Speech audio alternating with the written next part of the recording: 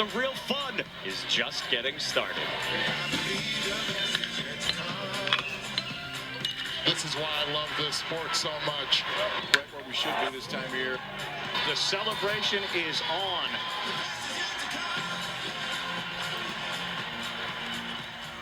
It is a series-deciding Sunday between the Cardinal and the Cardinals. Stanford at Louisville for Game 3 of 3 here at Jim Patterson Stadium. And a welcome to you with Coach Bobby Miranda. I'm Darren Vaught. Bobby, interesting series so far between these two teams. A blowout either way should be fun. Yeah, huge series for both programs trying to climb their way back into the top half of the ACC. It's going to be interesting what happens today as we're 1-1 going into Sunday. Well, let's get you caught up. Friday, it was a blowout in favor of the visiting Stanford Cardinals. Strength by a couple of home runs, big ones from Brady Reynolds, and then a grand slam from Rintaro Sasaki. Yeah, a total 180. Game 1 decided by 10 runs, and we're going to see some video here in a second. The next game decided by 10 runs. I mean, these teams are evenly matched. A lot of slug on both sides, game 1 and 2. Better pitching right here from Everly, shutting out the Cardinal, throwing very well yesterday.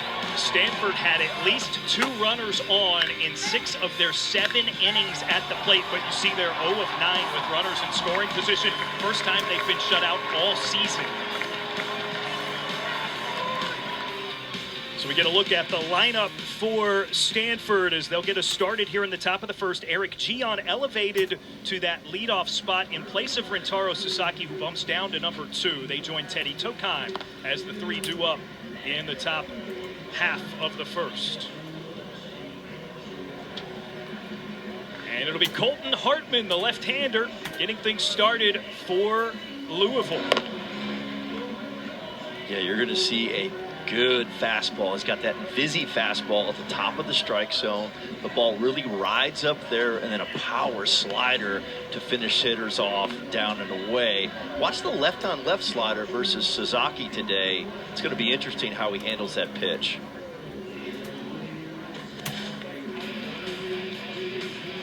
Watch his fastball explode at the top of the strike zone. Throws the 2-seam down, the fastball 4-seamer up. And then there's that good slider for a strike and a finish pitch down in the strike zone. This left-hander can do it at a high level. He's got a tough task, or a tough ask, I should say, shutting down this Stanford Cardinal lineup for a second consecutive day. It's been an offense anyways that has been up to the task most weekends for the Cardinal. They've really struggled finding what works with their pitching staff, and it's kept them out of some games despite some high run totals. Yeah, walks have been a bit of an issue this year for the Louisville staff. Strikes yesterday did the job. First pitch is in there, a called strike to Eric Gian, and we're underway. 18th start of the year for Gian, second on the team in batting average behind only Teddy Tokheim, who is ahead by about 80 points in that category. It's a big lead.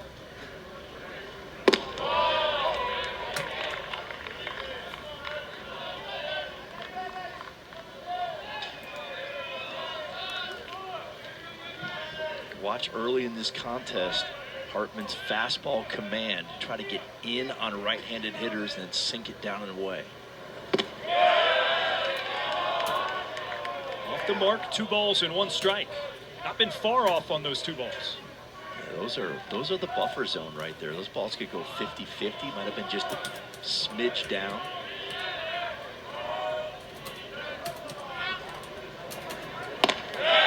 There's a strike on the inside edge. He likes to throw away from arm side, which means away from the arm side that he releases the ball from. That would be in on a right-handed hitter.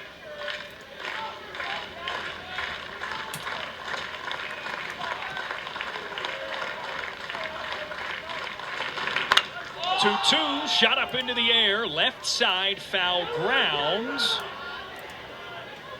And just out of play.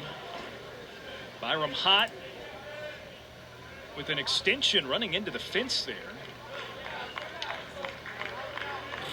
Had a chance right here Got a little wind blowing the ball over that way. A little bit of a drift. Just out of the reach. You want to get to that fence as soon as possible so you can kind of read where you need to be if you want to, you know, maybe leap for the ball or something like that. If you drift over to that fence, you're not quite there. You're not sure where it's going to land. Ott looks to be okay. Slow to get back to his spot at third base. And it'll be another 2-2. So now a full count. Nice job by Gian, especially considering those first 2 balls he took were relatively close. Borderline for sure. It's a quality at bat right here so far, leading off the game.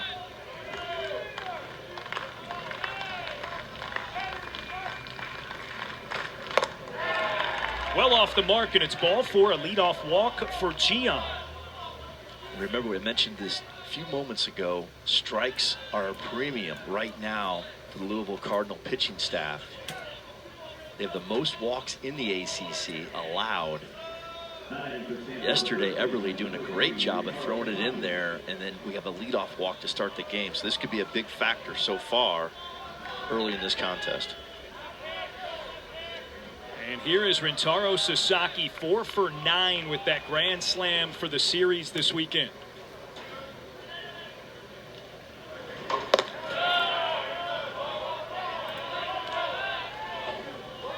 So he bumps down to the number 2 spot in the order. How about this? Pretty interesting.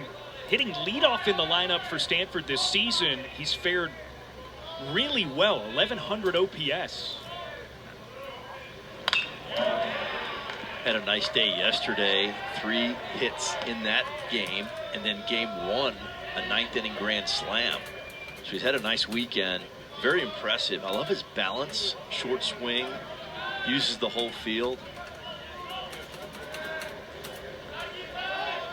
Lefty-lefty matchup, and a 1-1.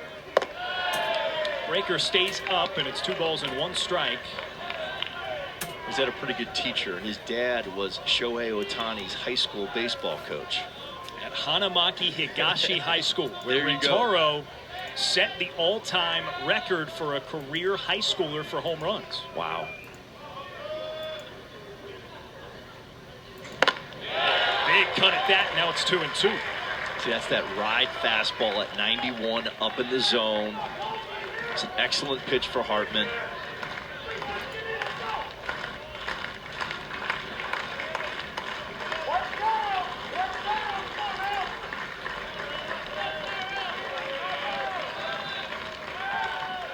Hartman with a quick pickoff move.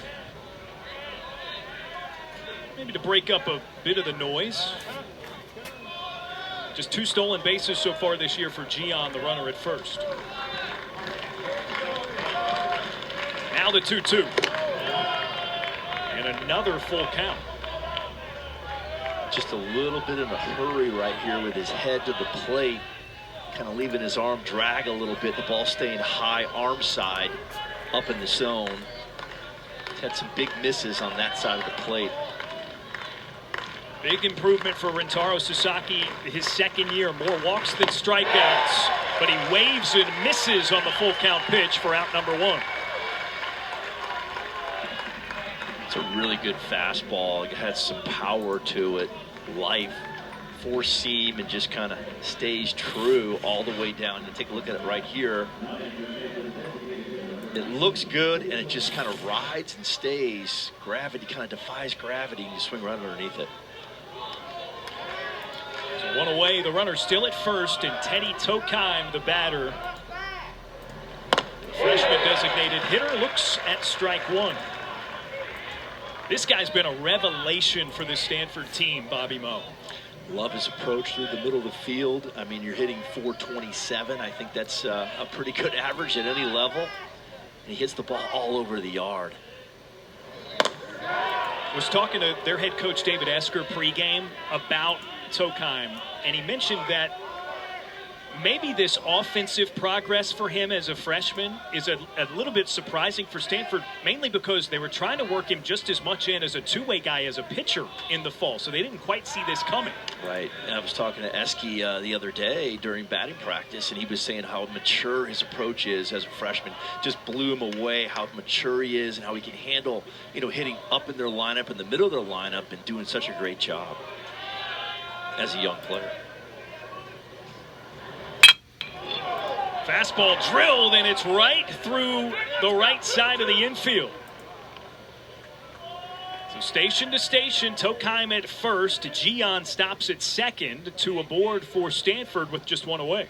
Yeah, and right on call, Teddy smokes this ball 105 up the middle of the field. That's his approach. I mean, this is a hard hit baseball. Comes hot off the turf. And you'll see him all day today. He's gap to gap through the middle of the field, not afraid to throw the ball down the lines too.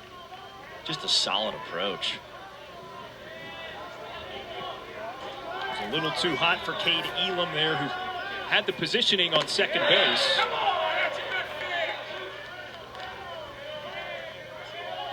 And now it's Charlie Bates.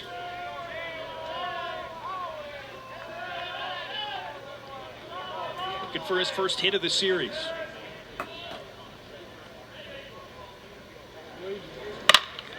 Rips it on the ground. Easy hop for Davis at first. Over to short, and the turn not quite in time. So they get the force out at second. 2 away. They're at the corners. It's a nice job by Tate Davis getting the lead out. Taking one of the scoring position runners off the board. Now you're first and third with 2 outs. 1 pitch away from getting out of this with a 0. It's consecutive hard hit balls on the ground in the infield. Yeah, over 100 miles an hour right there. Another opportunity for Stanford with runners aboard, and J.J. Moran watches outside 1-0. Let's go, Bolton, let's go!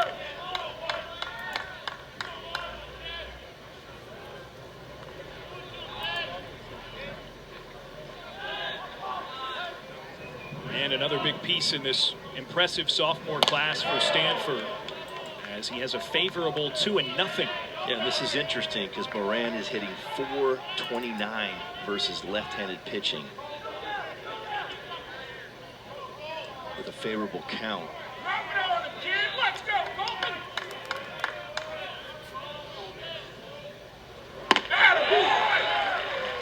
Keeps the bat on his shoulder. It's 2-1.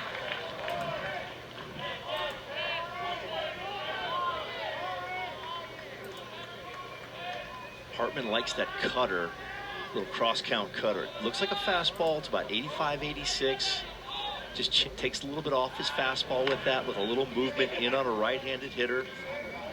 That was it right there. You just saw it on a 2-0 count.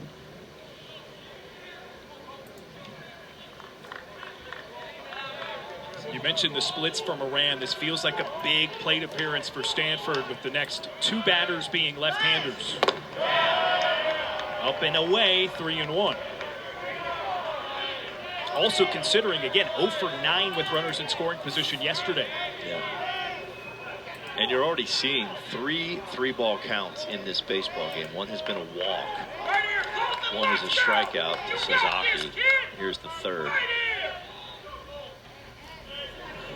Contacted, but a foul tip brings the count full again. Darren, the reason I mentioned the 3-ball counts is last season and this season, mostly it's about 60% of the time you'll get on base when you get to a 3-ball count. You want to avoid those at all costs in college baseball. If you're the pitcher. If you're the pitcher. If you're on defense. If you're hitting, you love it. Full count. Wave and a miss. Hartman with strike 3, and he gets the Cardinals out of the first inning jam. That's amazing right there. He has 2 strikeouts and a 3-2 count in this inning to put the 0 up. A lot of movement on that arm side fastball. Way to battle out there, young man. Quality, quality pitching.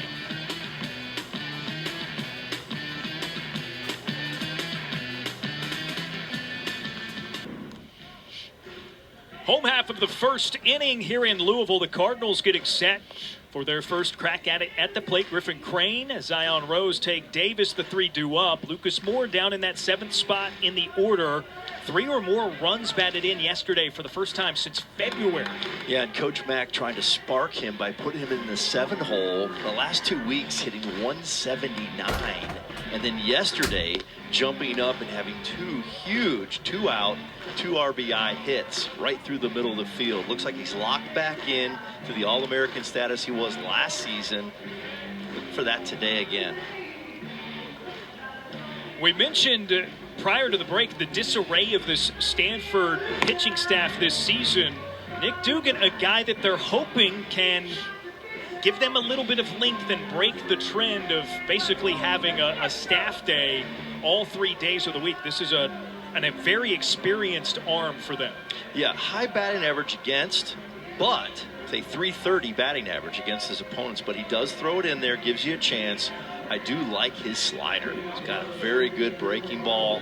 When it's on, down in the strike zone, look for some swings and misses today from him for the Cardinal. The righty's in his 4th year with the Cardinal program. This is start number 32 he's made on the mound. And he begins outside to Griffin Crane, excuse me.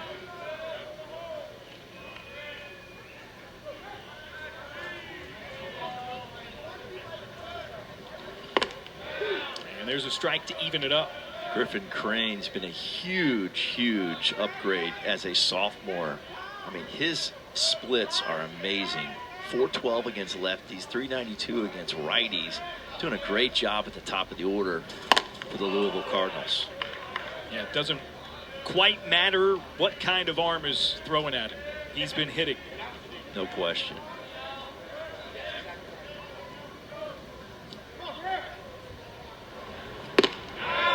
Bit of a reach there on the swing and miss, and it's 2-2. A lot of movement on that 88-mile-an-hour two-seamer.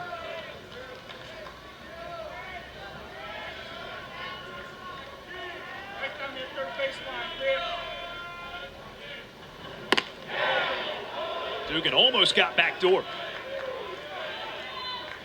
And another full count. We saw 3 of them in the top of the first inning. These full counts, these 3-ball counts, I mean, Hartman got away with it twice with strikeouts. We'll see how Dugan fares. Oh, it's laced right back up the chute. And a leadoff single for Griffin Crane.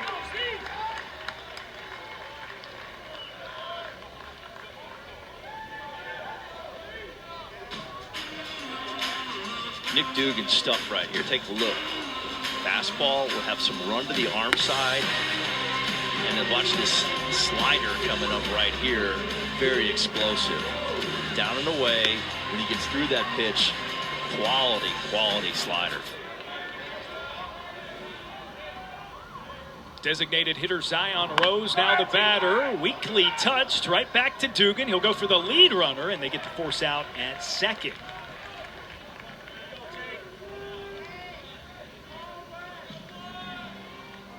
So Dugan, again, hoping to give Stanford some length in a start where they really could use it on this Sunday. It's been a long series. They gave up a lot of runs yesterday, used a lot of arms. And the most they've gone this season with the starter is 5 innings. That's the deepest they've gone in a game. Some length from Dugan today would be huge for the Stanford Cardinal.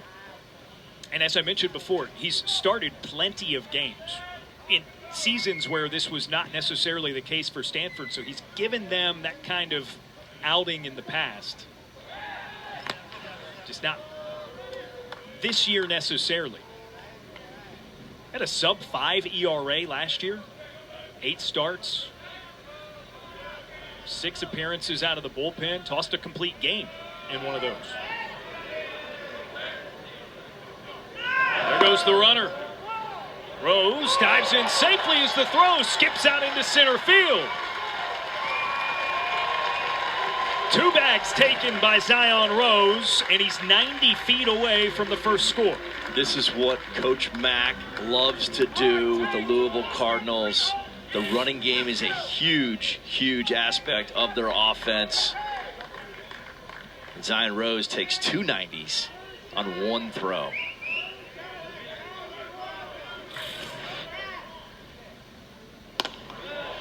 And now Take Davis, one of the best power hitters in the country, with a 2-0 count. And Darren, he leads the country in RBIs. He's in a good situation right now to get another one and increase and extend that lead in the country. One of the best players in the nation. Healthy swing, 2-1. Lots of power. Outstanding approach, uses all fields, line to line, with power.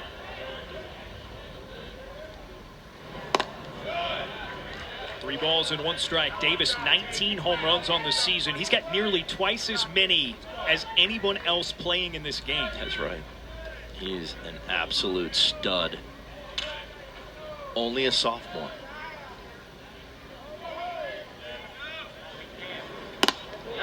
Three and 1, drifts outside, and Davis walks to put them at the corners.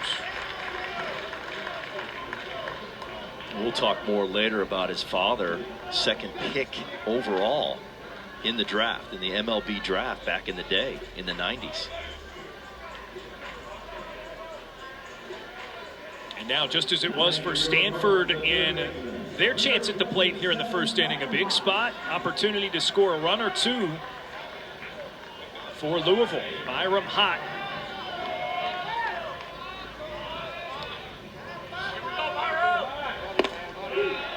Dugan delivers the first pitch strike. Hot gets a bit overlooked in this lineup, He does. Bobby, but I mean, it's an on base of well over 500. And he's got some pop, 6 home runs. He's one of those guys, he's been in the program, kind of a journeyman his whole career. Now he's a senior and he's stepped up and he's doing an outstanding job running, helping run the offense for Coach Mack. Let's go, Pete. Let's go. Hitting over 400 off righties and lefties. Advances the count with a 0-2 take there.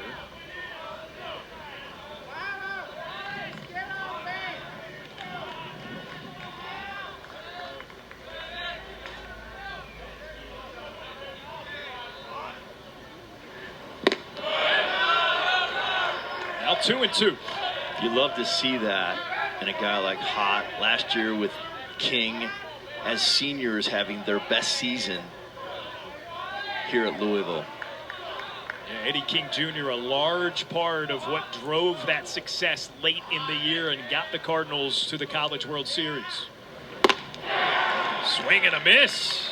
Big time pitch by Dugan. Gets the 2nd out via the strikeout.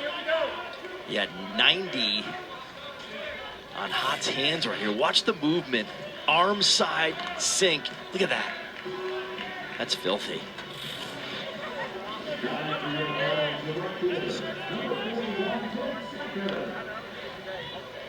So 2 down, Dugan out away from mimicking Colton Hartman's escape act from the top of the first inning. And he gets a strike on the outside corner to Ben Slanker.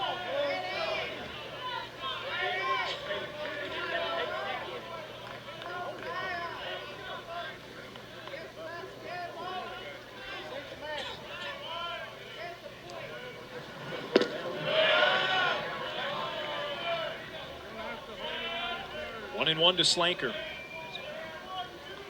Talked about Dugan. Opponents hitting almost 330 against him, but when he's down in the strike zone with his sinker and his slider, very effective.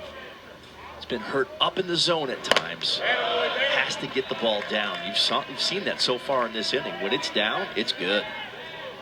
You got the weak contact on That's the ground right. ball right back to him. You get a swing and a miss at that ball diving in on the Yes. hands of Hott. It's evident that when it's right, it can be really good. Blasted up into the air, into center field. Tatum Marsh is there to reel it in and retire the side. So Louisville strands a couple. Brady Reynolds leads things off to begin the second inning for Stanford. Remember, he had that big home run in game one on way to the second inning we go here at Jim Patterson Stadium. Brady Reynolds leads things off for the visiting Cardinals, singular, of Stanford against the Cardinals. Cardinals and Cardinal. It's pretty good. Pretty good. Only in the ACC can you find such an amusing matchup of nicknames. Similar color scheme. Let's go. Go. Yeah. 1, 2, 3, kid. Let's go. Poolside shift played on Reynolds here. First pitch swing is ripped but foul. First plate appearance of the day for Brady Reynolds. Had that home run early in game one. A run rule victory for Stanford.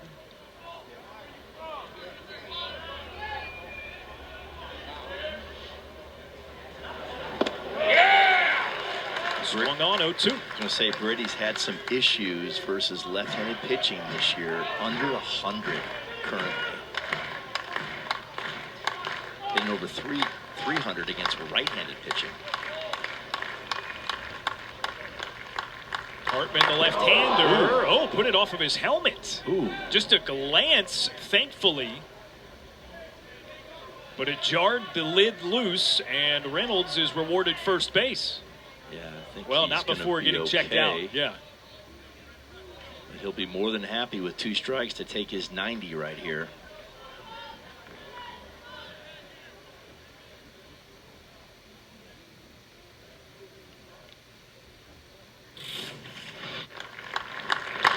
Oh. Ouch. Lucky that didn't get anything else because he barely turned his head. Seems to be okay. Yeah. I think it just nicked his helmet a little bit. I think we're good. Close call and a man on for the Cardinals. So that's 2 for 2 in frames at the plate. Stanford's leadoff man reaching successfully. Let's go.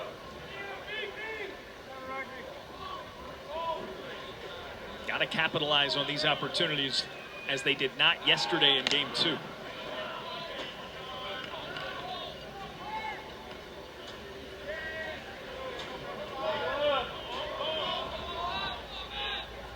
Another left-handed batter in Court McDonald.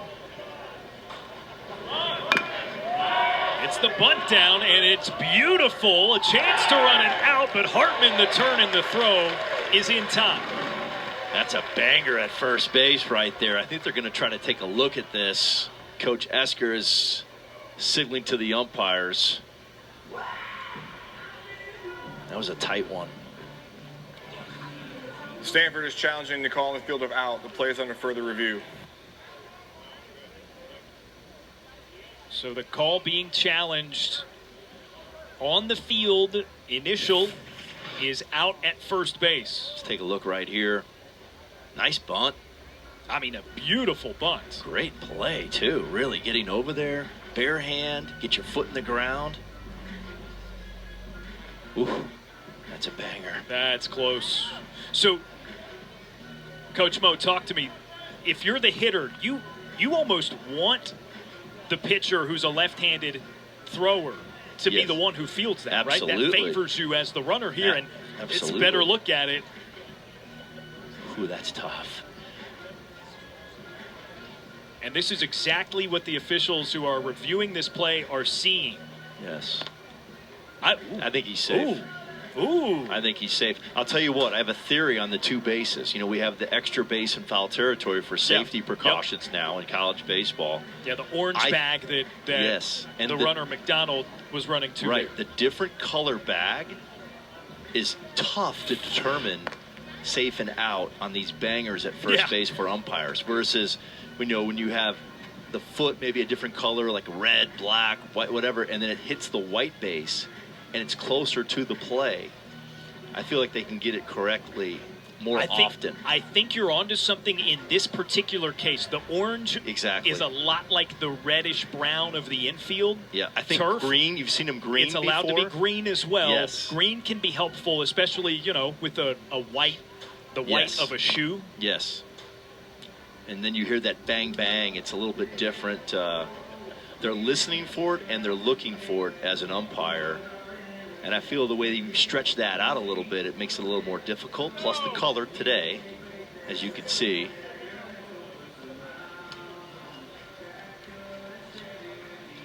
You can see how the bag is a little bit the same color as the turf there, and then you've got your white bag. It's very hard to determine, you know, if he hits the bag on time. And programs can choose. So I don't know, Correct. maybe that's borderline something you could strategize.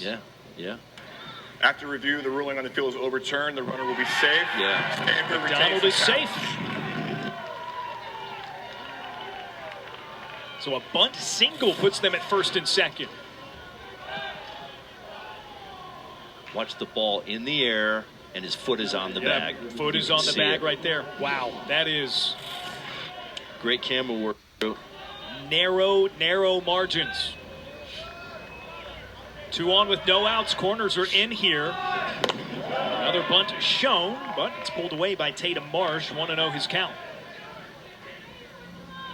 Looks like Coach Esker is trying to get both runners into scoring position. Less than 2 outs.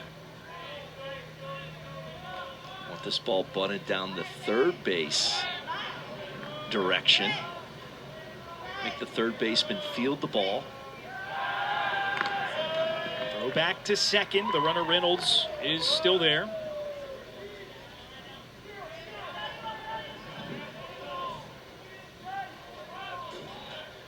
Tig Davis is really cheating up right here. Watch when he delivers the baseball. He'll get up in there quick.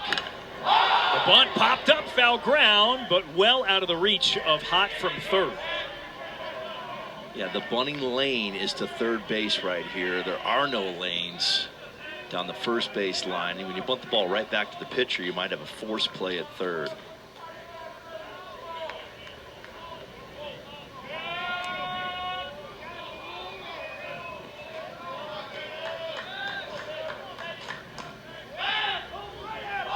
Here comes Davis from first, and again the bunt goes foul, so 1-2 to Tatum Marsh. These pitches that Marsh has tried to bunt have been just a little bit at the top of the strike zone, maybe above the strike zone. Very difficult to get down on the ground when the ball's up like that.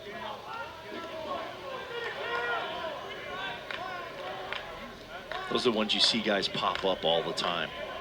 That high strike or that ball is just above the strike zone. So now Marsh, who's also struggled against left-handed pitching this year with 2 strikes. Breaker misses high. It's 2-2. Yeah, Marsh hitting 158 against lefties. And 111 in the last 2 weeks. So that's why Coach Esker was trying to bunt him, sacrifice him. Now he's showing bunt again. Pulls it back and takes ball 3. Full count. But there was a possible slash right there.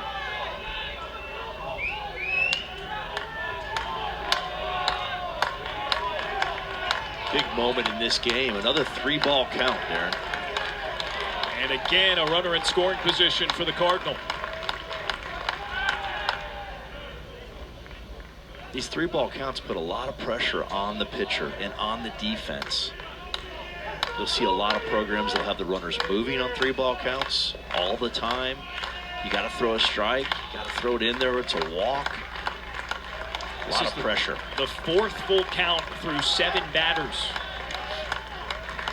And Hartman misses the strike zone. It's a walk to put the bases loaded.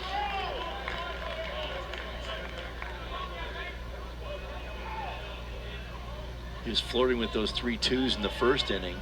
Had 2 strikeouts out of it. But boy, if you stay on those 3-ball counts the rest of the game, you're going to pay.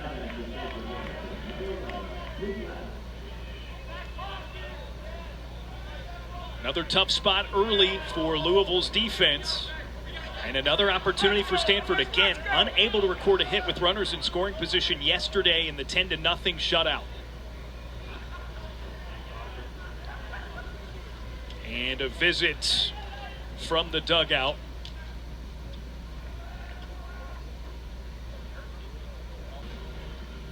Looking forward to that one, Bobby Moe, after the dominant weekend. Georgia Tech, a top 5 sweep of Florida State. They are rolling down there on the flats right now. Yeah.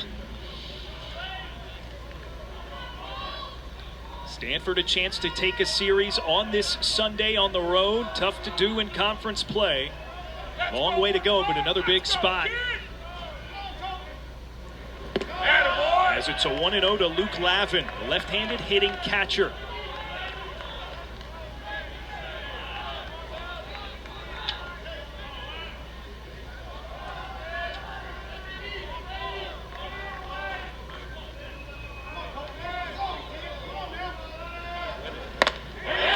Big cut, swings through it. It's 1-1.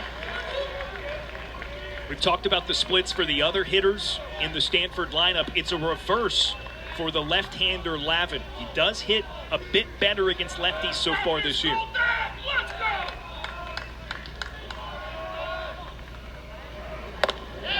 Well inside, 2-1. Most important thing right now for Colton Hartman is to get ahead in the count and stay ahead in the count. A lot of 2-ball counts and 3-ball counts so far in this baseball game.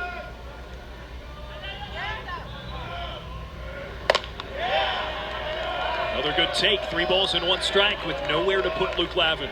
And remember, Louisville's pitching staff is leading the ACC in most walks allowed. It's been a big factor so far in their season. That's why they've been giving up a lot of runs. The ball has to get over the plate, cannot defend a walk. It's 3-1. Lavin holds back, and it's strike 2.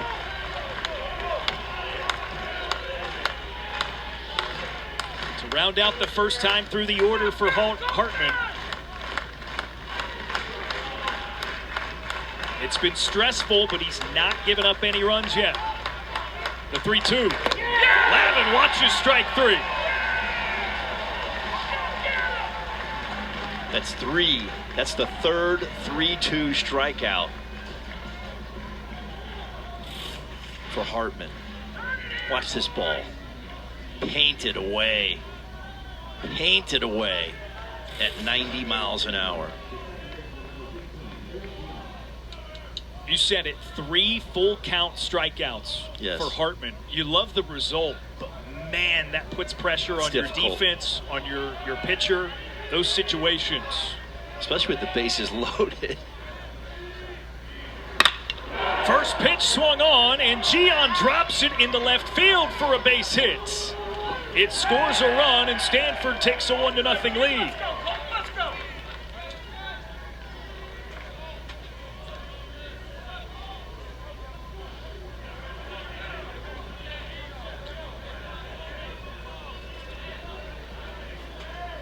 This ball was hit on a line at 107. So watch the runners. They have to kind of hold up. Third base, he goes back, making sure that ball was not caught. Station to station, scoring 1 run. So second time through the order does not start the way that Colton Hartman wanted. And now bases loaded for Rentaro Sasaki. Big wave and a miss at the first pitch. He struck out his first time up. Game 1 on Friday, hit a grand slam in the 9th inning.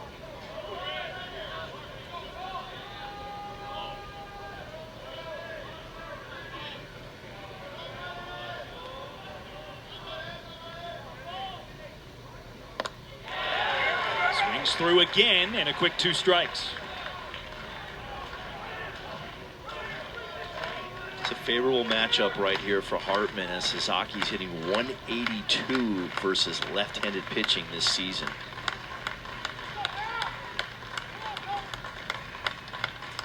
Again with 2 strikes, and it's nicked back into the protective netting to keep it 0-2.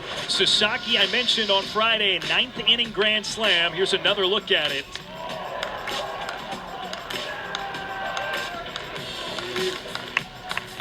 He's a guy that, Coach Mo, if he gets a hold of him, he's capable of clobbering baseball. And in that video, you notice it was a left-handed pitcher.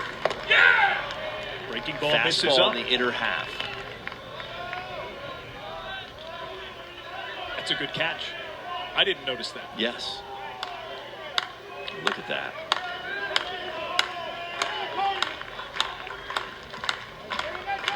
The exit velo and the launch angle. There's one lifted weakly into shallow right, out from second. Elam makes the catch deep enough to bring in a run. Finish again. Let's go. Hartman getting in on Sasaki's hands right there. Soft contact, only 61 mile per hour pop up in the infield. It's a great pitch. Kind of challenging Sasaki where he had success on Friday night too. Yeah, just changed speeds a little bit on that. Kind of jammed himself, trying to stay through the middle with 2 strikes. Big out potentially for Louisville. Now it's Teddy Tokheim who singled his first time up. Aggressive first pitch swing, and it's into the backstop. And Teddy Tokheim, I mean, he has the best approach, period, within their lineup, the Cardinal lineup. Through the middle, stays on everything. Very, very mature approach for a freshman.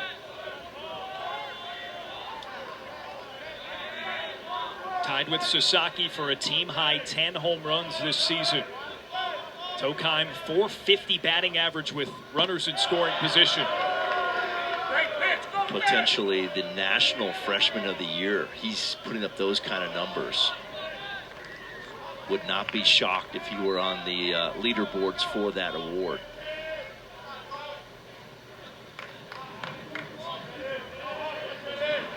Off the handle and out of play. And now Hartman's got another 2 strikes.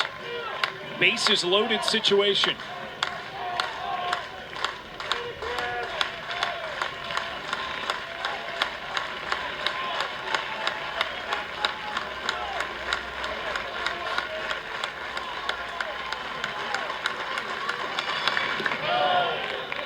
Very difficult hitter to strike out.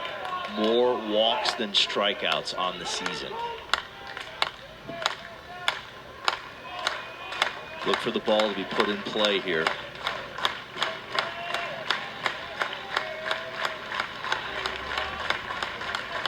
Two and two. And another full count. Another 3-ball count. You're flirting with it here against this hitter. Let's go. Colt, let's go. Stressful outing, even just in the second inning for Hartman. 3 full counts in the first. This is the 3rd of the second inning. Runners go. Ball 4 misses outside, and it brings in a second Stanford run. That's a great AB right there by Teddy Tokheim. Going into that at bat, hitting .526 against left-handed pitching. Very difficult to strike out. Works it to a 3-ball count and draws a walk with the bases loaded. Outstanding. Outstanding bat right there. Great job.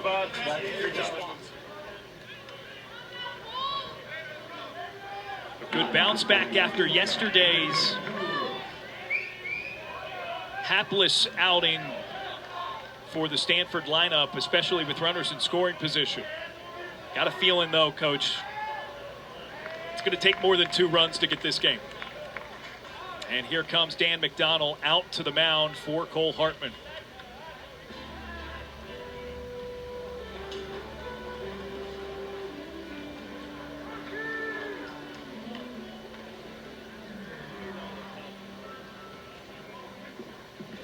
The left-hander Ty Stark makes his way into the game. Louisville had a lefty going in Stark and the right-hander Jack Brown, so they opt to stick with a lefty.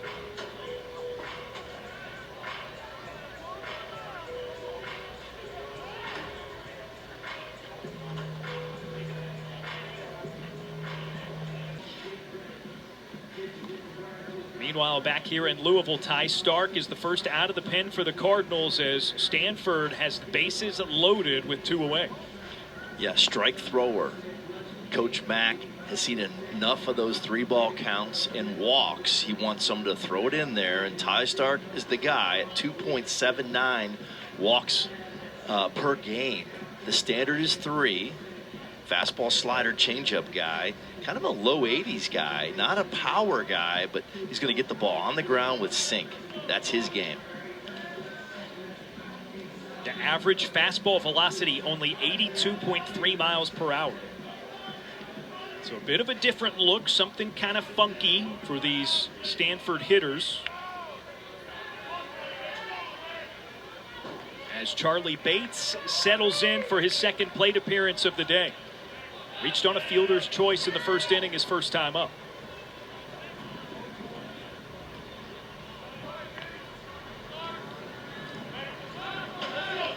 Let's go, Ty. Let's go.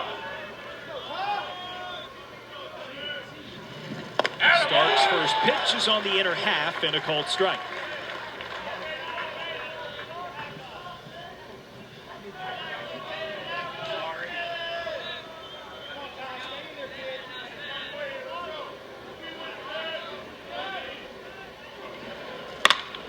Bates sends it skyward. Out in center field, Lucas Moore's got a beat and reels it in to retire the side. All things considered, not bad by Louisville to only give up 2 runs there in the top of the second.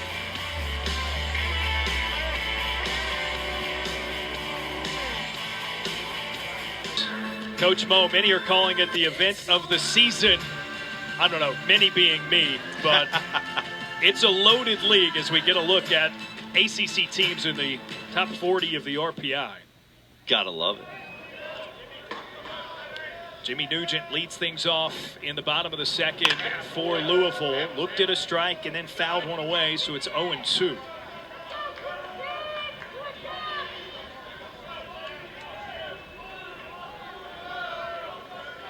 Six, 7, 8 in the order for the Cardinals as they try to answer a 2 spot. Tossed up by Stanford, 1-2. So back to those RPI numbers for the ACC. I mean, we see 9 teams right in the thick of it in terms of getting an at-large spot in an NCAA regional. Loaded league. Attaboy. Pulled but foul, and Nugent keeps his count at 1-2. And you see Stanford and Louisville in the hundreds right now, so they really need to win baseball games. There's 6 weeks left in the season and kind of elevate their status. I've seen it before. People go from 100 in this league into a regional host because they get so hot, get on fire. You're playing great opponents all the way through the tournament, so your RPI can climb quickly. It's all about winning baseball games. Right, and that's the key component. The league is so great, you're going to have a chance to improve your RPI drastically every weekend you play. For sure.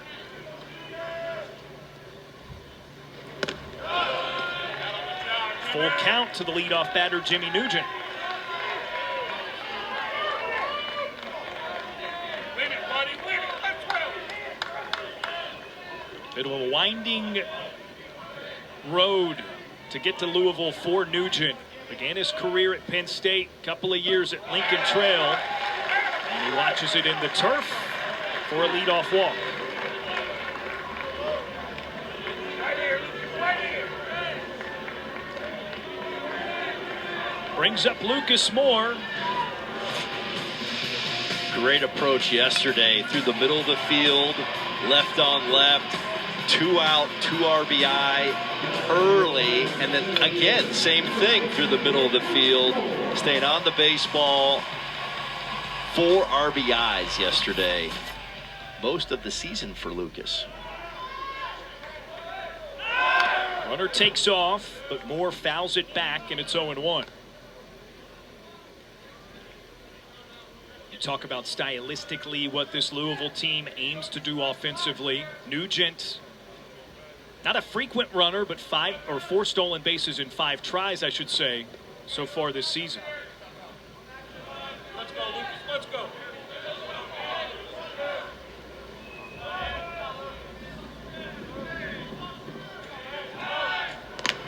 And Dugan respectful of that.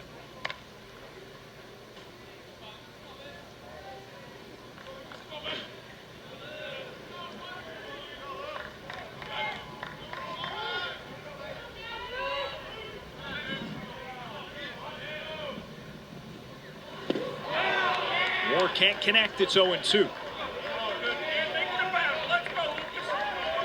First team All ACC a season ago. Second team All American as named by D1 Baseball.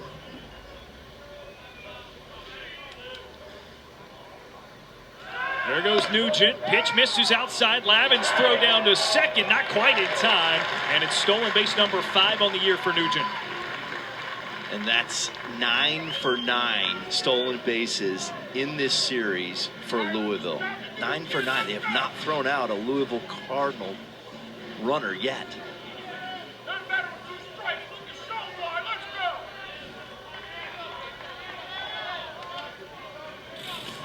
And in scoring position for Moore.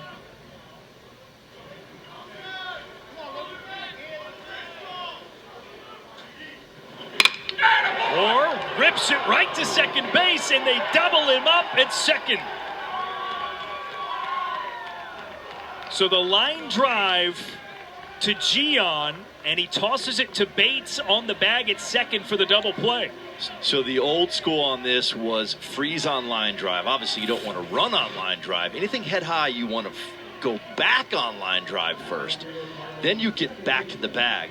Division I athletes or high-level athletes on the field defensively, you're going to be out if you freeze. You go back on line drive, play station to station. I mean, you're early in this inning with 1 out, or no outs, actually. Now you have 2 outs on 1 swing of the bat.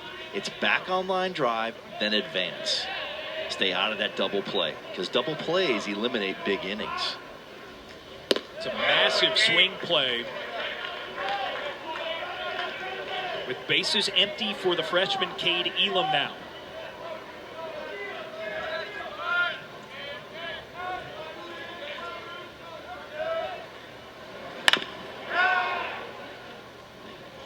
Out in front, 2-1.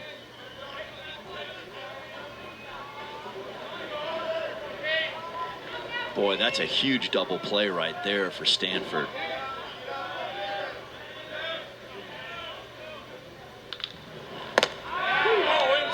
Dugan dots it on the inside, and it's 2-2. Here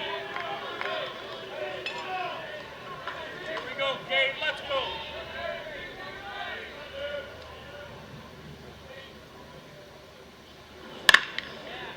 Pounded into the turf, foul. And it stays 2-2 for Elam, who's 1 for 6 on the weekend with a home run.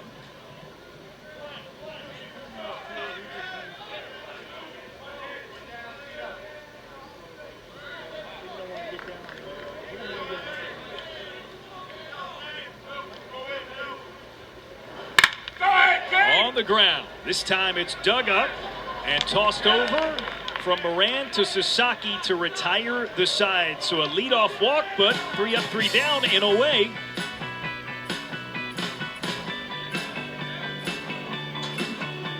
The top of the third we go here in Louisville. The Stanford Cardinal with a 2-0 lead over the Cardinals, hosting this pivotal Game 3.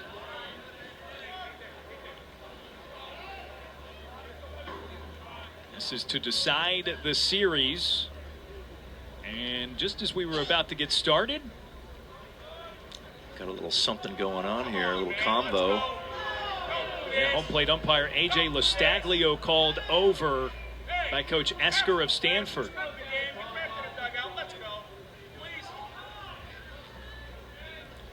Pitch clock violation getting into the box? I'm not sure.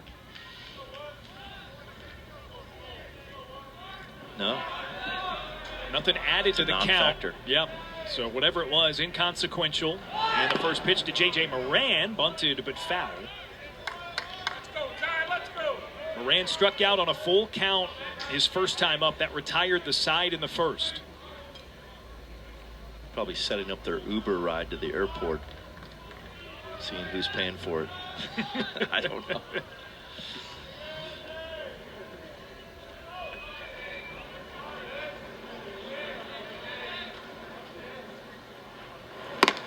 Ty Stark misses outside, so 1-1. Nothing but strikes. Ty, let's go, kid. Let's go.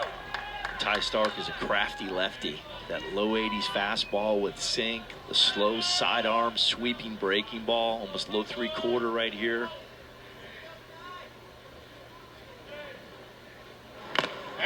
Foul tip makes it 1-2. Stark inherited 3 base runners when he entered in the last frame. That makes 20 inherited runners for the season. Only 4 of them now have scored. And left-handed batter is hitting 181 overall this season against Stark. This is outside, and it's 2-2.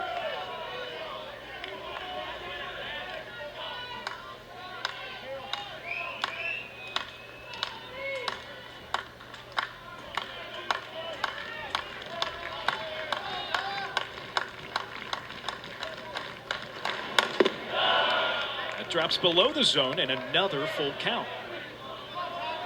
The hitting approach off of Stark has to be through the middle to the backside. You cannot be early. If you're a right-handed hitter, try to pull Stark. It's going to get you in trouble. I'd get up in the box, closer to Stark, make the ball faster than it appears to be, get through the middle of the field.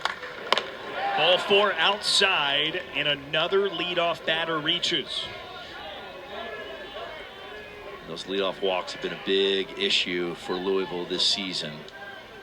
So far in this game, leadoff walk in the first for Stanford. Leadoff batter was hit by pitch in the second, and then that walk.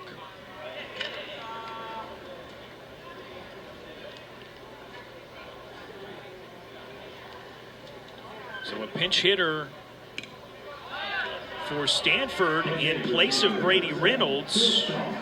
It'll be Philip Chong.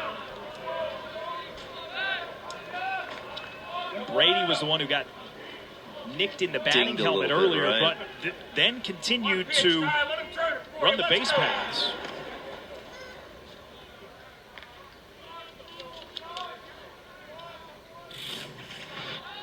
See what happened here earlier in the game. Yeah, kind of almost right off that chin protector of the helmet. So Chong now the batter. That's the first pitch to him as he shuffles out of the way, 1-0.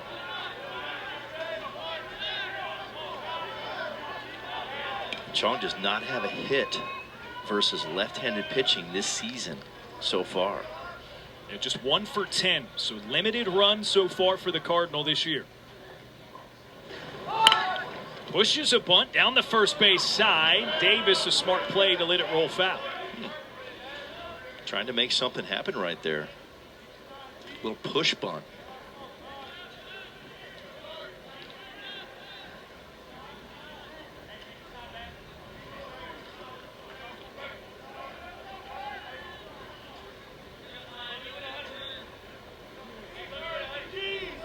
And Philip Chong with only 13 plate appearances this season. But one of many in a talented freshman class that Coach Esker really likes. Yes. Says the numbers aren't quite there because a lot of them, like Chong, they haven't been able to work them in. Right. But plenty capable. And then with Tokheim, probably the best freshman, arguably. Yeah, maybe in the ACC. In the ACC or the country. Yeah. Yep.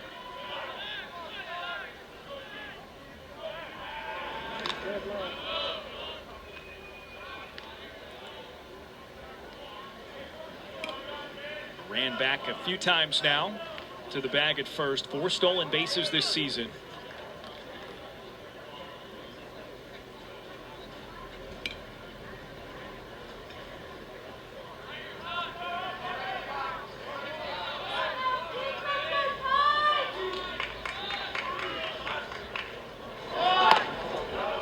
Outside, and the bunt pulled away by Chong. Right here, 1-1. Get it done, kid. Let's go. You got this time.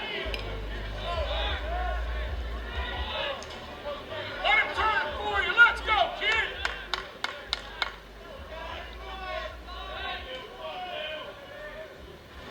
Attaboy. Fouls it off of his own body. Let it rip there with a full swing, 2-2. The ball's on the inner half. Looks like Chong was trying to go through the middle to the backside. Kind of got jammed on that ball a little bit.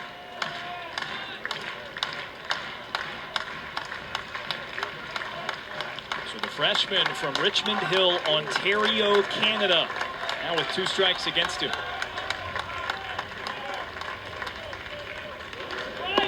Waves and misses.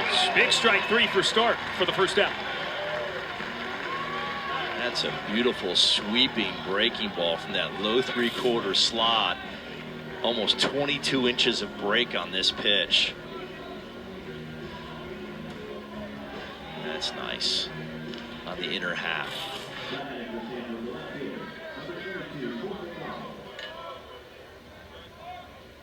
So the runner Moran stays put. Court McDonald, the batter, now for Stanford. Had that bunt single that after review was ruled a hit his last time up. Attaboy time! Attaboy time!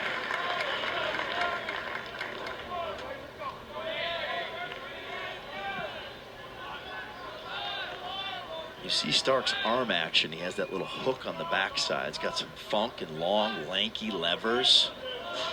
Watch him hook the ball a little bit on the backside when he takes the ball out of the glove. Chopper first base side. Davis reaches and gloves it and gets the lead runner at second for 2 away. Well, I've been so impressed with Davis, his work around the bag, his athleticism, his feet. Very accurate thrower. Knows what he's doing out there for sure. Very poised defensive player. No kidding. Not just a bopper. Right. He's looked smooth over there at first. He's going to be a high draft pick next year. He's going to play in the big leagues for a long time. That's my prediction. Easy for you to say. Easy for everybody to say.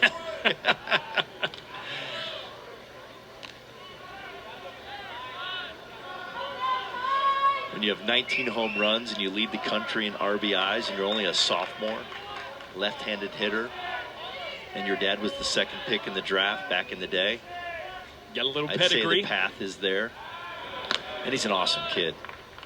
We talked to Coach Mack earlier in the week how great a kid he is. How great a human he is, how great a person he is, the work ethic. It's all there.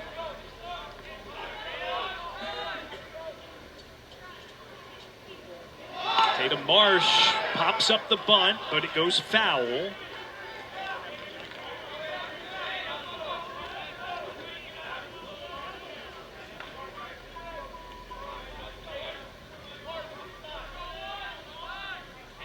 So remember, Marsh, his last time up, had trouble getting a bunt down.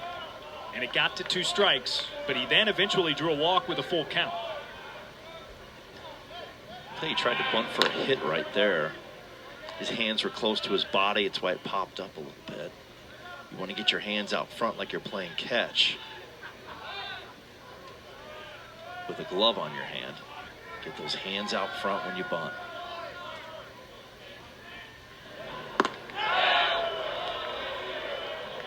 Good take, 1-1. Stanford seeing a lot of pitches in this game. The leadoff walk by Moran was on the 7th full count that they've seen.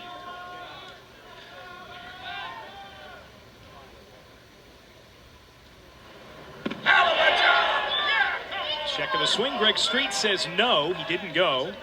And Tatum Marsh advances the count to 2-1. It's a good sweeper breaking ball, just a smidge down in the strike zone.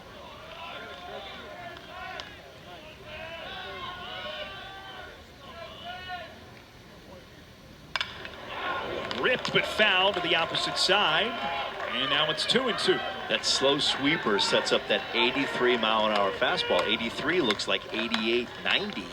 When you throw that slow sweeper for a strike down, then they tunnel together, which means they come down that same lane, and the speed looks so much better.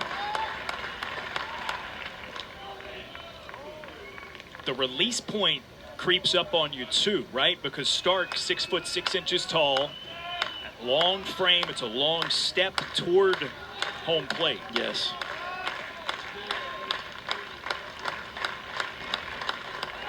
Throw behind the runner. Quick turn. Davis puts it on a dime, and they throw him out to retire the side. That's a first move steal with 2 outs and 2 strikes. Take Davis going to the ball, perfect throw. Out number 3. 2-0 in the third.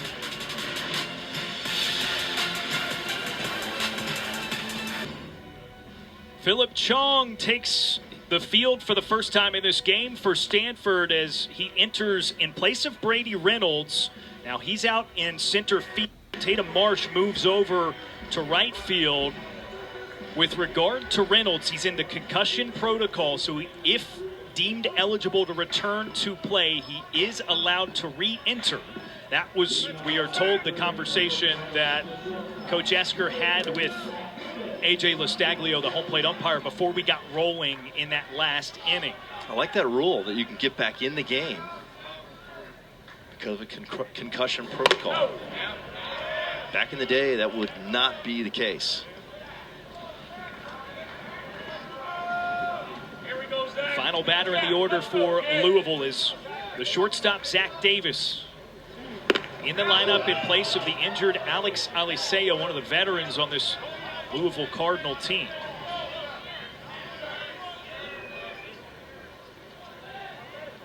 Alicea has missed the last 5 games with what was characterized as a back strain, something that they hope they can get him through pretty quickly and get him back in the lineup.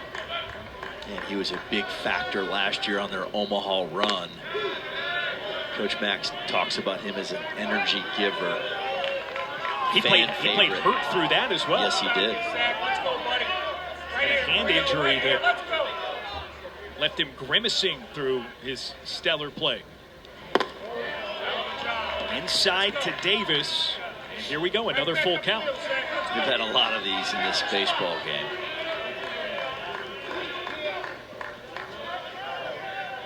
This is the third for a Louisville batter, one time through the order. Dugan has it bounced but foul, and it stays 3-2.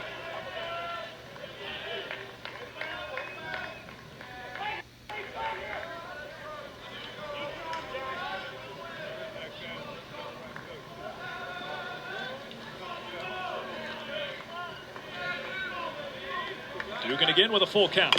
And again, it's battled away.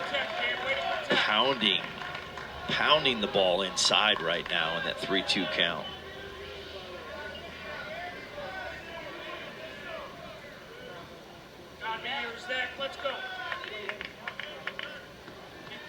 Davis swings the bat at 85%. 85% of the time with a 3-2 count. Takes ball 4 there. Exercising some patience and again getting the leadoff batter on. That's now 6 for 6 between both teams. Yeah. Leadoff batter has reached every time up. And here's the crazy thing. No big innings so far. Usually that's the recipe for a big inning with that leadoff guy on, especially with a walk or an HBP. And there has not been a big inning in this game yet. Dare I say, turning the order over like that. Dare I say, turning the order over like that. Alicea-like by the replacement shortstop, Zach Davis.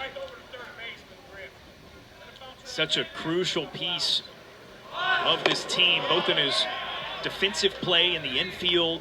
And again, he normally occupies that 9th spot in the order. Coach McDonald and company, they know they can rely on him to put together good at-bats and get it back to the guys who are maybe a little more heavy hitting. Yeah, and his energy, his attitude, his makeup is off the charts.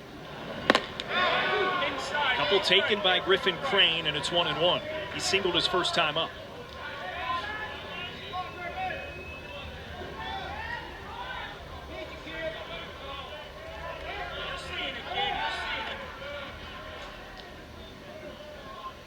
Davis back safely at first. 2 stolen bases in as many tries this year.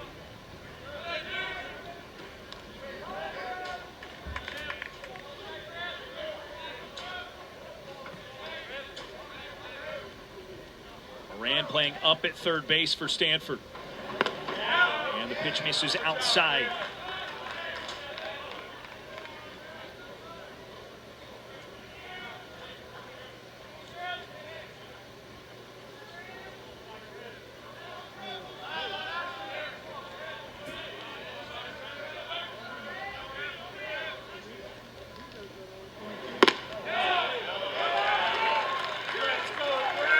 3 balls and 1 strike.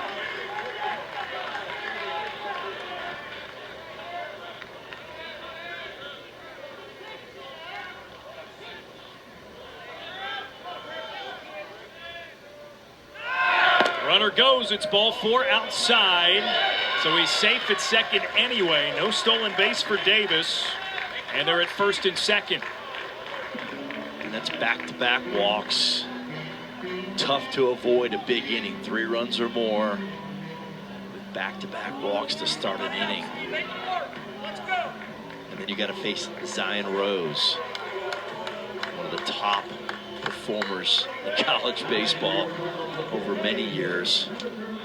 This guy could really play the game.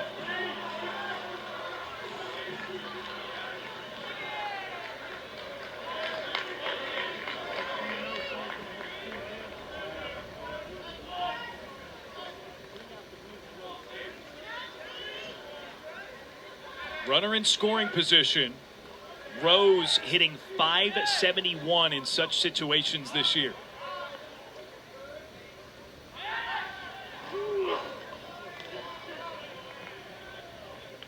Rose limited to start the season. It was an ankle injury. Then upon his return to the lineup in a game at North Carolina, he was in left field running up for a high fly ball and tweaked a hamstring. That has ailed him of late. So to be safe, they use him as the DH.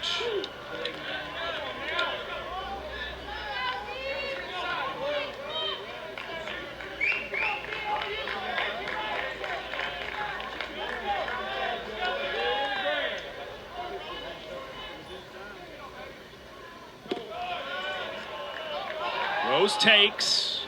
That is handheld up the whole time, but Zach Davis thought twice about trying to take third. Yeah, big issues right now for Stanford. The best players in the country. First and second, nobody out. Hard on the ground. Sliding snag by Moran. He tried to apply a tag and doesn't get the throw to first in time. Oh, he did get the tag. Okay, Davis is ruled out. So they get the lead runner and put an out on the board. Interesting decision. I guess the runner was right in front. Might as well take the out. This ball's hit hard. 99 miles an hour off the barrel. Probably could turn a 5-4-3 there and have 2 outs. Man on third. Ooh, that's a banger at first as well. That's a lot closer when you slow it down. Yes. Rose is safe on the fielder's choice. So 2 on for Take Davis. Stay patient up there, Take. Stay patient up there, kid. Watch him make the tag right here. He's in front. Ooh, that's close too as well. Man, had the ball in his hand, probably touched him with the baseball. That's the kind of play, Coach. If you're going to go for it, you better get that out. If I am in the dugout right now, in the Stanford dugout, I want a 5-4-3 there. I'm going to go for that ball smoked. A 5-4-3, you're turning that. Double play, and now you have Take Davis up, and you can walk him and go right on right and maybe battle out of this inning. Yeah. If you turn 2, turning 2 prevents those big innings. Double plays prevent big innings when there's traffic on the bases. Coming up next on ACC Network, we have a couple of softball series finales. The next chapter of the Commonwealth Clash features the 12th-ranked Virginia Tech Hokies and number 21 Virginia at 4 Eastern. And then at 6 Eastern, NC State hosts Cal at Dale Softball Stadium in Raleigh. Both games right here on ACC Network, as well as the ESPN app.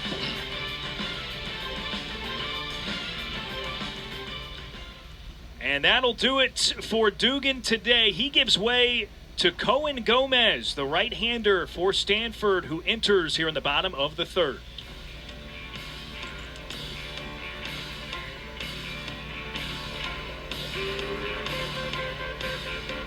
Stanford dips into its bullpen for the first time today. They go for the second time this weekend with the right-handed sophomore Cohen Gomez. He was spotless in a few innings earlier in this series.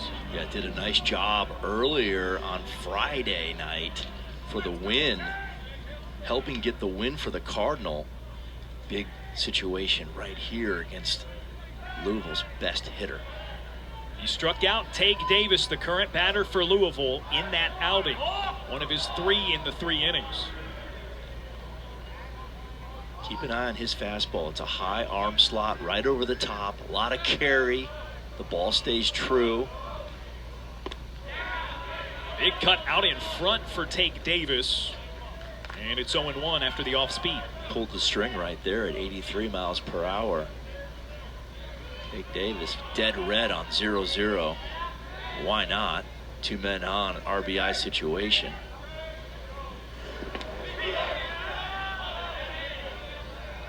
One and 1. Louisville with a runner in scoring position. They're 0 for 4, with runners in scoring position today. I think that being the case, this might be the guy you want up. No doubt. He's been pretty good in those situations. Leads the country in runs driven in with 64. Now he's got 2 strikes. Now watching Tage Davis this weekend, he's been a little bit early with his front side. He's a little bit in the pull mode the last few games. He's got to get back to left center. That's where his strength is. Gomez bounces it over, and it knocks the mask off of Luke Lavin. Both runners advance, and now they're at second and third with a 2-2 count. Goodness. That was about a 55-footer. No shot right here for a block on this ball that bounced way in front of the plate. Oh my goodness, it was on the green part of the turf. That's an exaggerated version of a couple of pitches before that. He bounced one over. Now 2-2. Davis pokes it out into center field, and it's down for a hit. Because of the advancement on the prior pitch, it scores 2 and ties it for Louisville. Well, Stanford was in a shift right here because you can kind of see Tage Davis is still leaking to the pull side, but has such great extension and coverage over the plate. Watch him leak to the pull side and still flares it like a tennis player, volleying the ball over the net into left center. Wide open gap on that left side of the infield. Otherwise, maybe a chance to catch the weak line drive, if you even want to call it that. A clutch hit.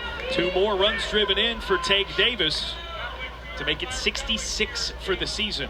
Wasn't the optimal approach by Tage Davis, but that's his elite hand-eye coordination, the bat-to-ball skill set that he has to make contact in that situation. Oh, a balk. Whoa. Never even got rid of it. May have caught a spike on his stride. Let's take a look at it right here. I don't know. Just didn't feel like throwing the ball at that moment. That's interesting. Maybe ever so slightly grazed the dirt with that front foot before he wanted to. Yeah. Ended up being a dry run, resulting in a balk.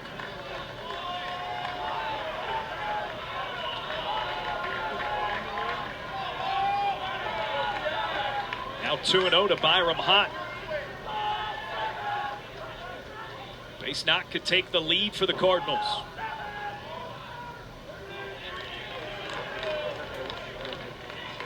It's a good visit right here.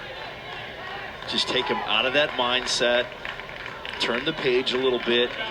Oh, we're going to make a pitching change.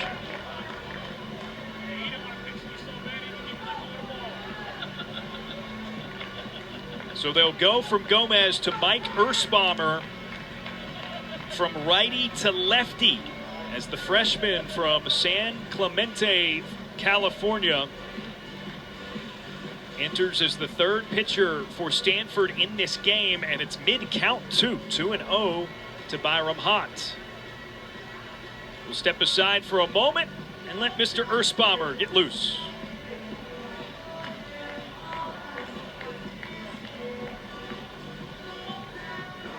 Sunday staff day continues for the Cardinal of Stanford as they call upon the left-hander Mike Erspamer, who inherits a runner in scoring position and a 2-0 count, which favors the hitter Byram Hott. Take Davis with the 2-run single prior to advancing to second on a balk, tied it just a bit earlier in this bottom of the third.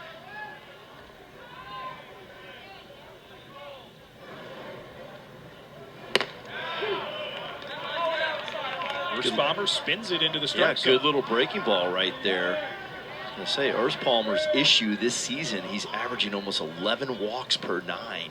The standard is 3.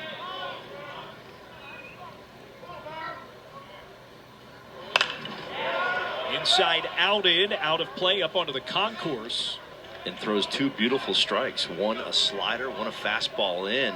Good stuff, up to 93 miles an hour with a good slider. He throws it in there. That arm works from the left side at a high level.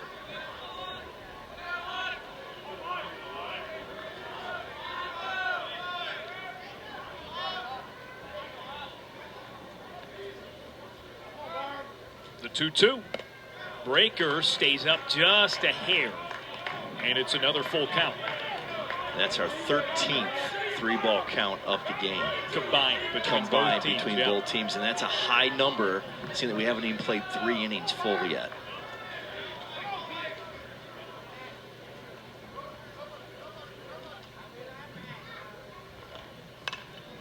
Fought off by Byram Hott. He'll keep his full count. The amazing thing about that, Darren, is we have not had a big inning yet in this game. With all those 3-ball counts, all those hitter advantage counts, and the game is 2-2 right now in the third. Stanford just 1 hit with runners in scoring position. Same for Louisville to this point. Another opportunity here. Hott rips it out into right field, but it's right to a man. And that's the second out. Tatum Marsh tracked it down after moving to right field from center earlier in the game. That's a great approach by Hott. Did everything right with a 3-2 count. Stayed inside the baseball. 103 off the barrel, line drive, and it's an out. That's why it's so important to throw the ball over the plate. You can defend the ball that is hit in play. You cannot defend 3 things: a walk, an HBP, hit by pitch, or a home run. That's why they pay those guys to hit the ball over the fence a lot of money at the highest level. First pitch breaking ball. Lefty gets a called strike on Ben Slanker. 0 for 1, a fly ball to center his first time up.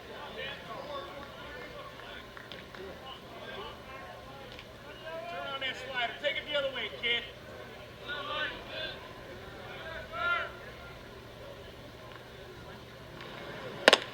There it is again, but it just hung up in the air a little bit too long. 1-1. It's a nice little slider right there. It's almost like a little cutter slider, short little breaking ball. It's got a good arm. Up to 93. 13th appearance for a freshman. He's one of the more oft used out of the bullpen for the Cardinal. Leaves it up again. Now 2 balls and 1 strike. Just came off that pitch a little bit. You'll see he was kind of running toward third base as he released that pitch that keeps the ball up in the strike zone. You want to stay within your body, drive your head and your body toward the target, toward home plate.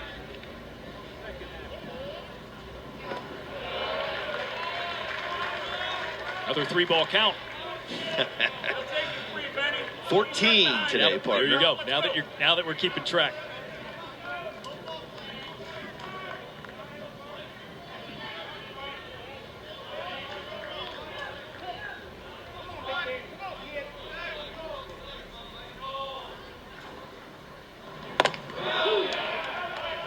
Called strike on the fastball. Just a quick arm and short arm action. Ball gets on, yet 92.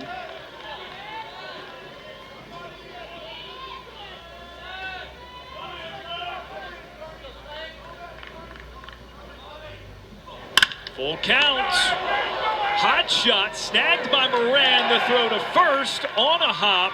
Squeezed by Sasaki to retire the side. What a play. And it limits Louisville to just 2 runs.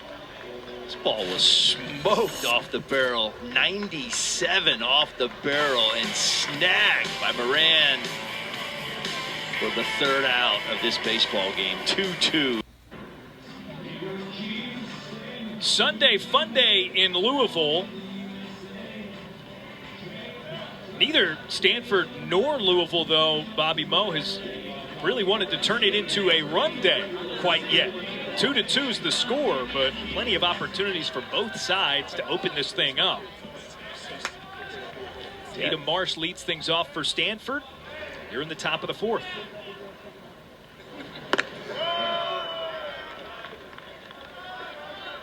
Marsh was up with a 2-2 count against Ty Stark here at the conclusion of the last inning when Court McDonald, Marsh's teammate, got caught stealing. So he gets a clean slate and takes the first 2 regardlessly, 1-1.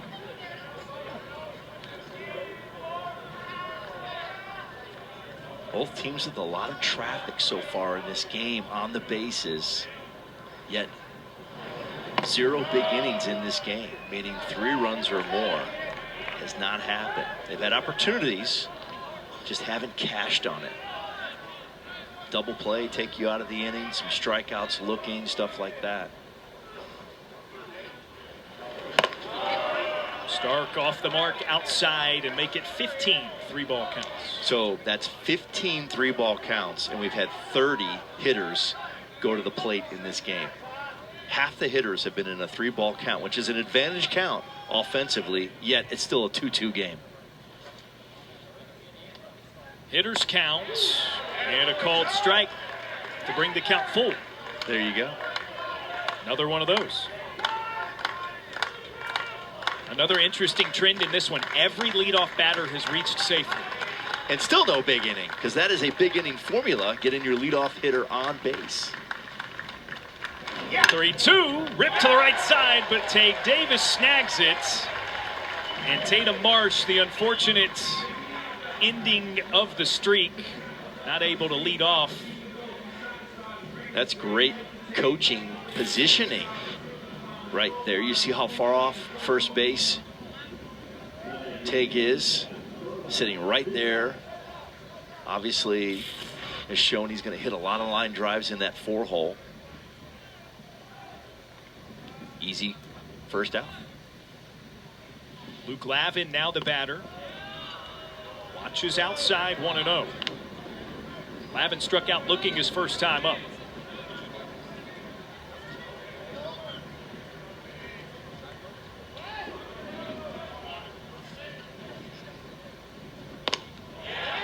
Big cut, 1-1.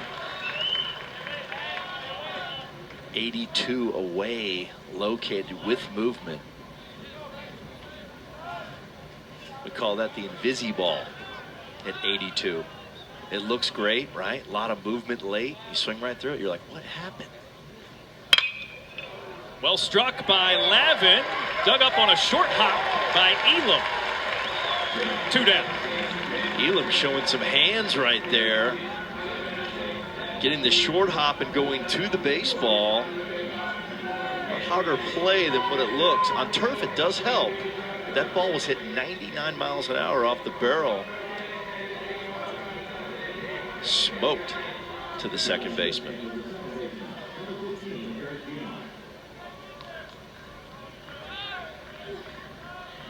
Back to the top of the order for Stanford. 3rd plate appearance for Eric Gian. 1 for 1, an RBI single. And the spinner is in there for strike 1 from Stark.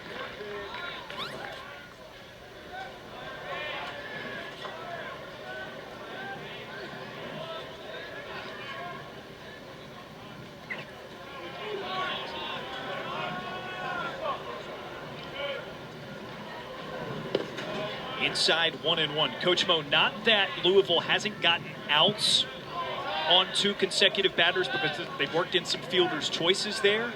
That's the first time Louisville's defense has truly gotten out consecutive hitters in this game. Wow. And I cannot say it enough. That's the only time we've done that, right, offensively for Louisville. Yet still no big inning. Yeah. Because usually it's like get an out, a couple guys on, get an out, and you have multiple runs scored. Yeah. Stark with a chance to put the frame away. 2 strikes.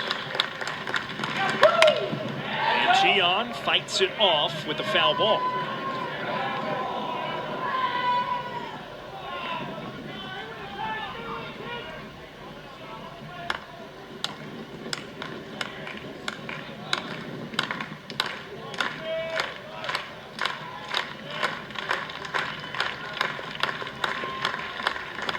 Wind has really started to howl out toward center field, left center. Another 2-strike pitch. Outside, even count now at 2-2. The wind is really blowing out right now. Get him in that box, Blue, let's go! Hard. Some gusty wind. Look at that flag. Straight out. You gotta love to hit in situations like this with the wind. Dion turns on it, and it's another foul ball. If you can straighten that out and angle it up a little bit, that's going to get out of here in a hurry. Little launch angle with some backspin. The baseball will travel, that's for sure.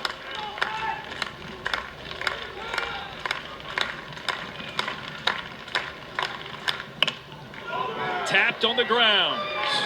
Davis takes care of it at first. Stark through 2 1/3. It's a new career high as he finishes the top of the 4th.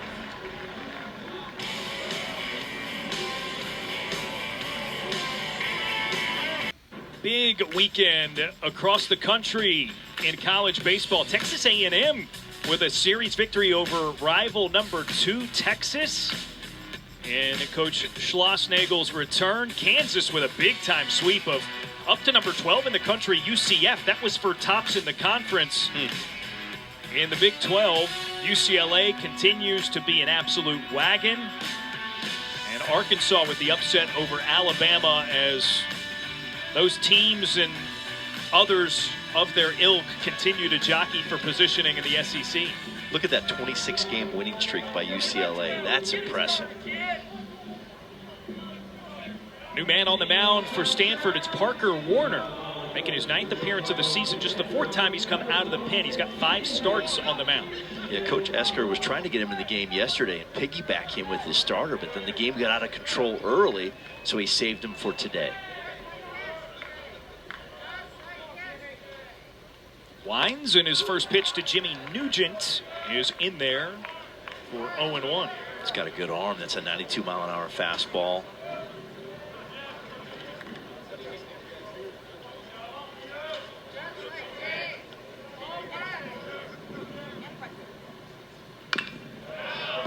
Nugent touches it foul for strike 2. You're seeing it, Jimmy, let's go!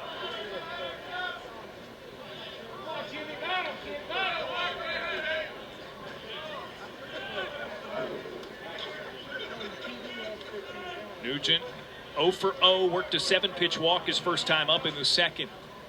Now battling with 2 strikes, watches, and it's called for strike 3. Good start for Warner.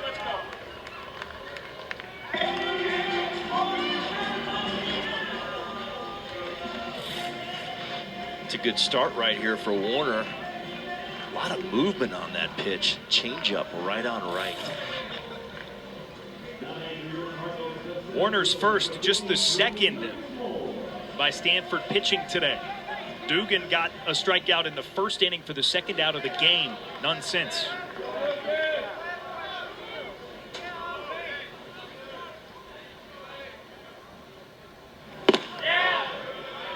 Close take to begin things for Lucas Moore. Line out to second base that resulted in a double play for Stanford his first time up.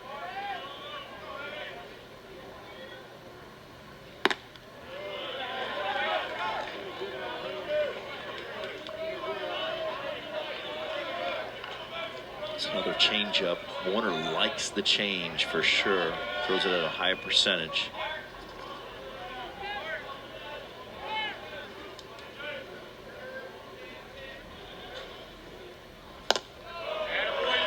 And now it's 3-0.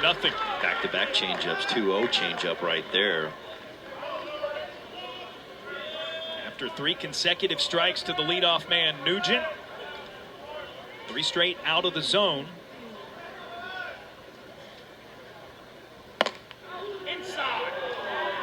Strike on the inner half makes it 3-1.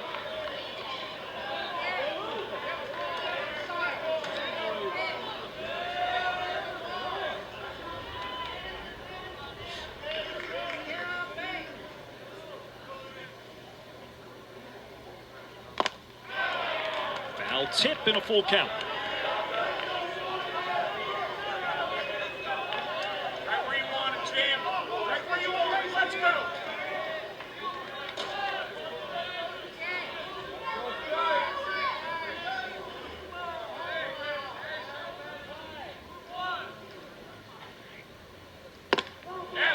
Ball 4 taken by Moore, and he reaches with 1 away.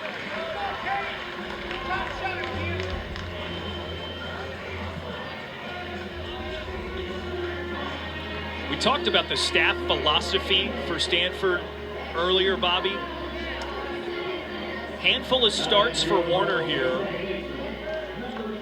In theory, he's a guy that can get you through a few innings.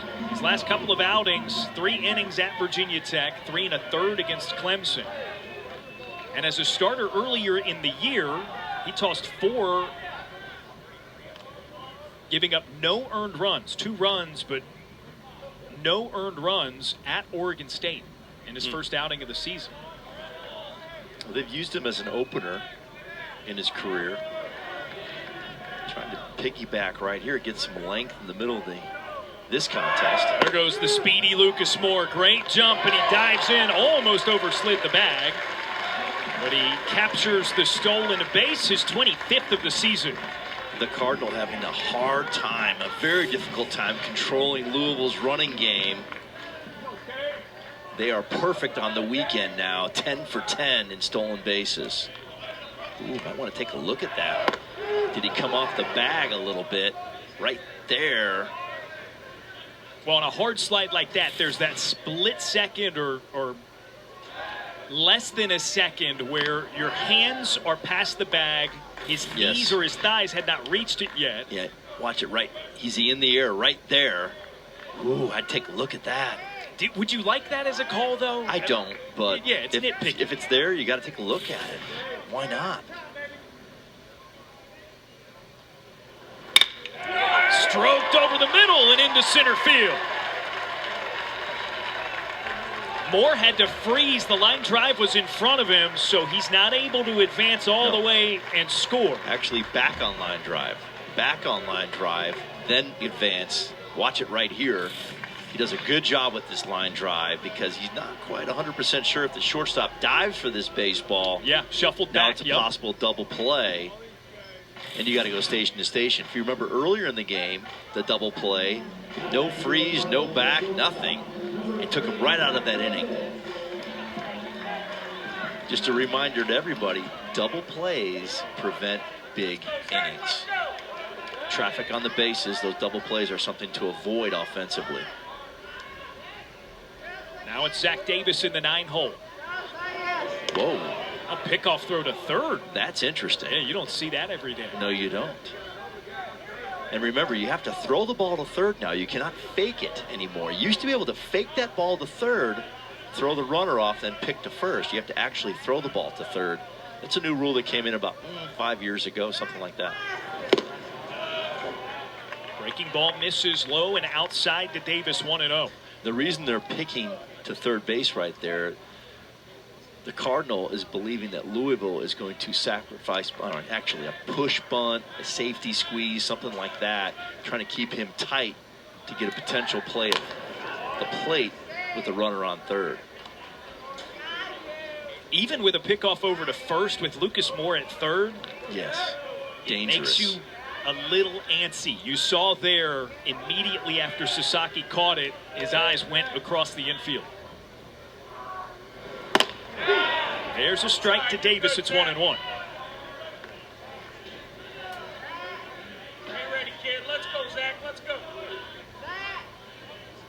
You'll see sometimes they'll crash the first baseman in this situation, first and third, and let the runner take second to prevent the run from scoring on a safety squeeze. Doesn't look like Louisville's doing that. They're not even trying to safety squeeze here, although Stanford thought they were. At the very least, they wanted to be prepared for it. Yes. And so now the situation changes with 2 strikes. So Luke Lavin out to make a call.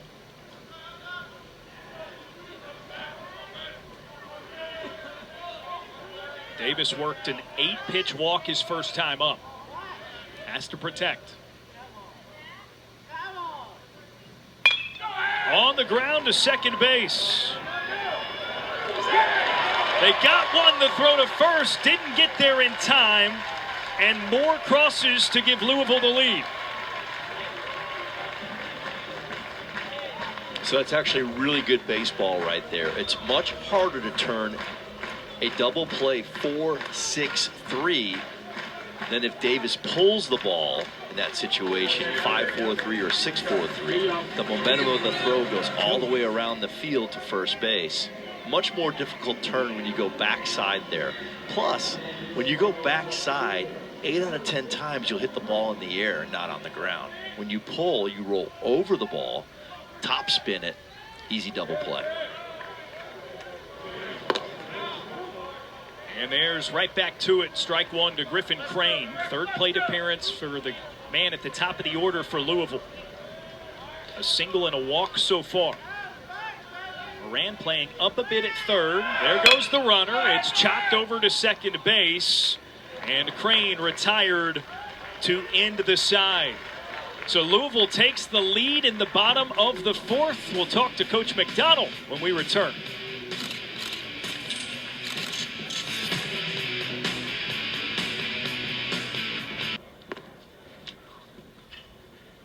In the rubber match here in Louisville, the Cardinals hosting and taking a 1-run lead. It's 3-2 following the 4th as we make our way to the top of the 5th. Coach Dan McDonald joins us of the Cardinals. Now, Coach, you got Bobby Moe and Darren up here. Interesting game so far. You guys eke out a lead there. What are your impressions of this one? There's been a lot of traffic on the base paths for both teams. Neither really able to bust out yet. Well, like if you can see under my hat, you see the gray on the sides and in my face. I mean, these are the stressful ones, right? Like, you know, Bobby knows we're not clean early.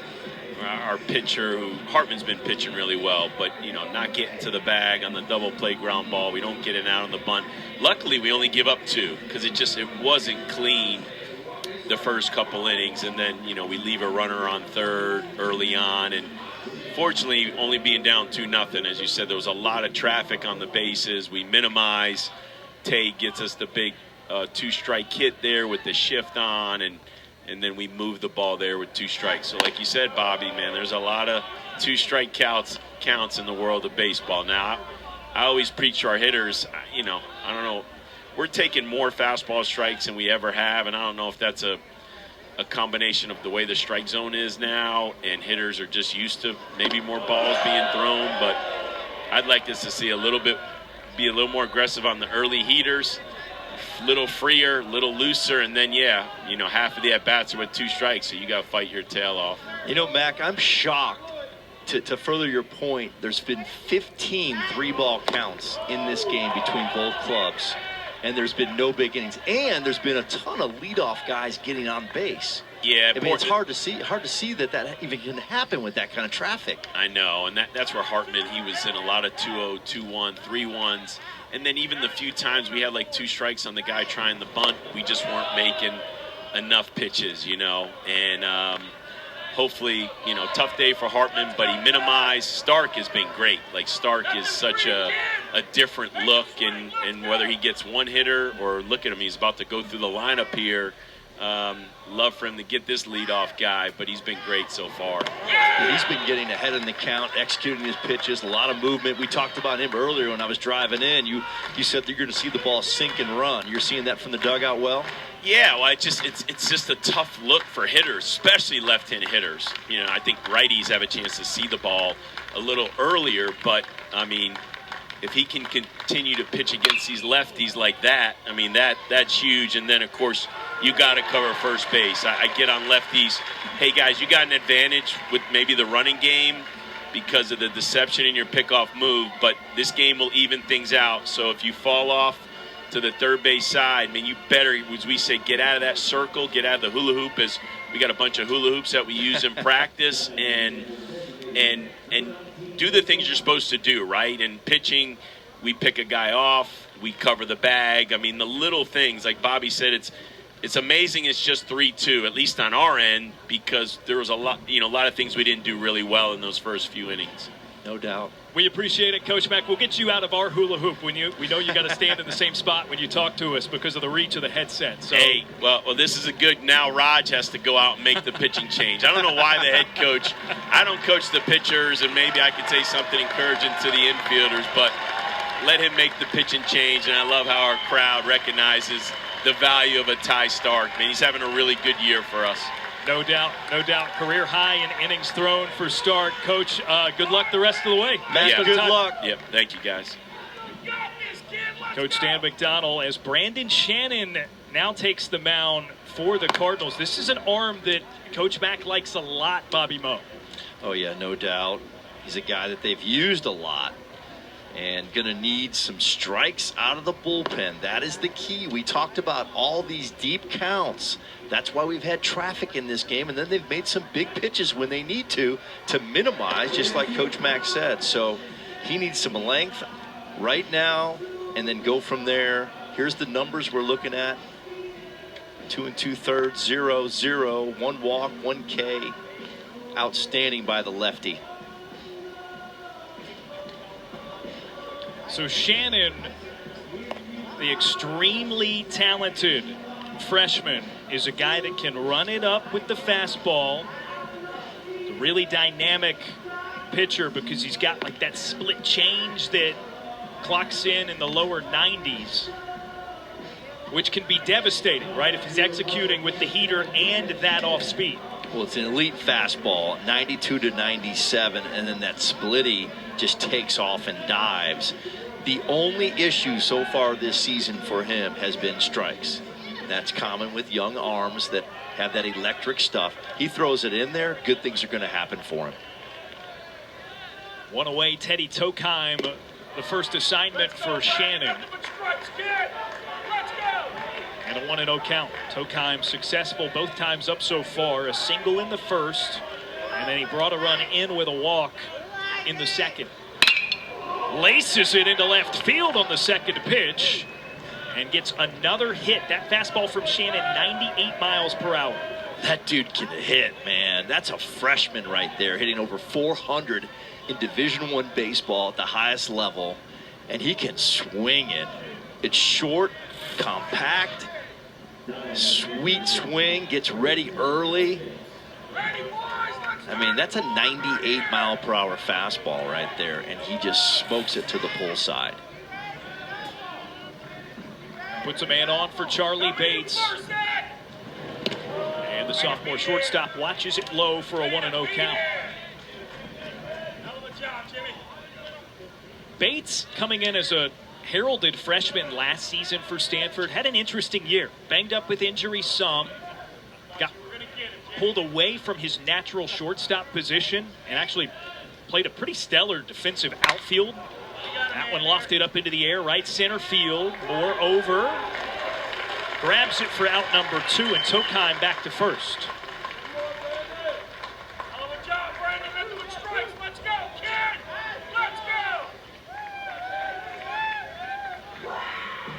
Brendan Shannon has an elite skill set.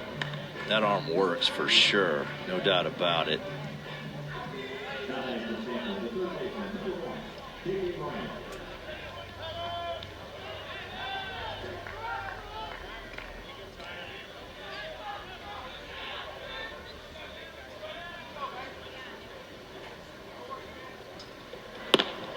A.J. Moran looks at ball one.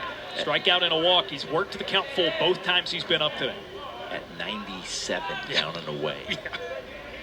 Wow. On a staff day, on a Sunday, we haven't seen much of that.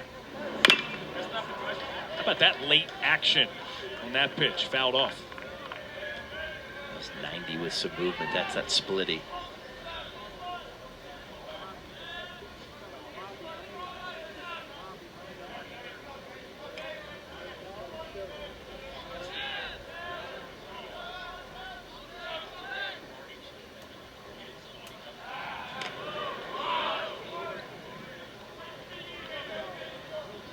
So Kime back to the bag.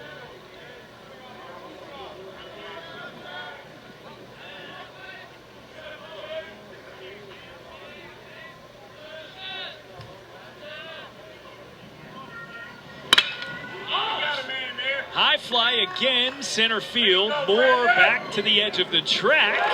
Receives, and it strands the base runner. The wind almost pushed that thing to a scary point. Coach David Esker, when we return, talks to us.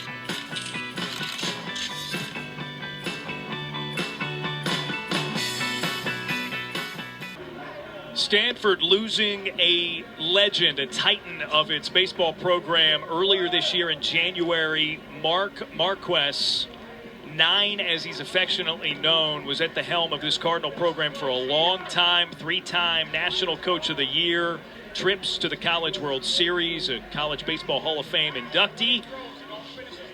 Omaha in 1987, and how about that? The current head man for the Stanford Cardinal, part of that team with his then head coach, and Eski joins us now.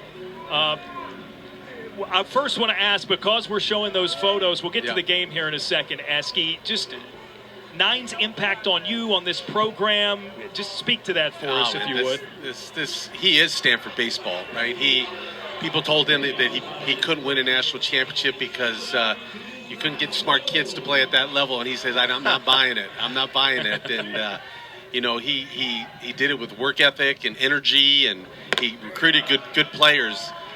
He used to tell me when I was a young coach, he goes, Eski, you know what your problem is? You think you can out-coach the other guy. He goes, get good players. You don't have to coach them as much. So that's how he built the program.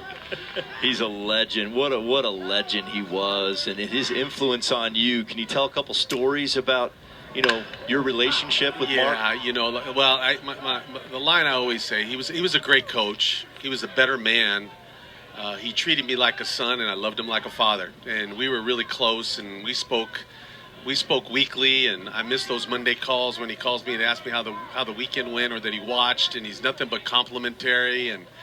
But he's just energy. I wish people could spend one day on a practice field with him, not just the game field, the practice field. That the impact he had just every day, just expected the best out of you, and came to the park with tremendous energy and love for his players, and was fortunate to play on that national championship team for him, and was an assistant coach with him, and went to Omaha as an assistant coach, and just every important decision I've made in my life, I've consulted him about it. Wow, that's awesome. And I remember when you went to Cal, he still let you come back to the Stanford camp because I was there at Wake Forest. They'd be like, he and Stottsy were like, come on and watch our players, no problem. Yeah, he really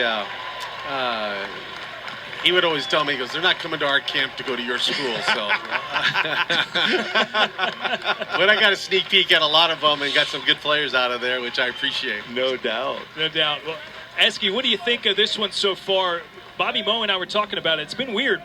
Yeah. Traffic for both teams, neither really able to bust it open quite yet. Yeah, that's been the story the last 2 days. Even yesterday we had 6 innings, we had at least 2 runners on base, and a couple of them were bases loaded, and we just could not get that hit to push it across. And that's happened a couple times here. We did not make the most out of that bases loaded situation a few innings ago, but we've kept it close, and we've got to keep it in striking distance and maybe put a couple guys on. But you got to get through this top of their order, which is just a juggernaut. It's a meat grinder to get through that top half, and Rose is one of them for sure. And then Davis right behind him. So they keep you on your toes. So we've had to work hard just to keep them down to 3, but we've done it. Yeah, yeah. All right, well, good luck. Appreciate the time, Coach. Okay, thanks, Coach, guys. good luck. All right, thank you. Coach David Esker at Jim. Jim, glad to have him in the league. He is an awesome, awesome human. A couple of close moves over to Zion Rose after his line drive single.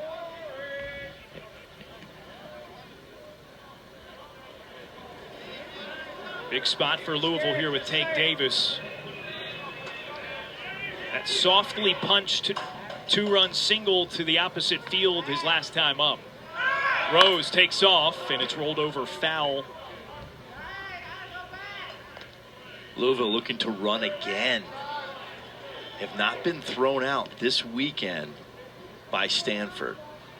It's been a huge part of their offense throughout the year against every opponent, but this weekend, I mean, they're in scoring position several times, and they're perfect.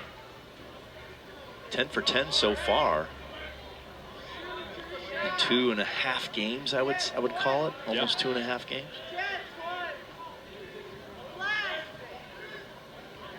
A 0-1 to Davis. Less ambitious pickoff move that time. Just something to let Rose know.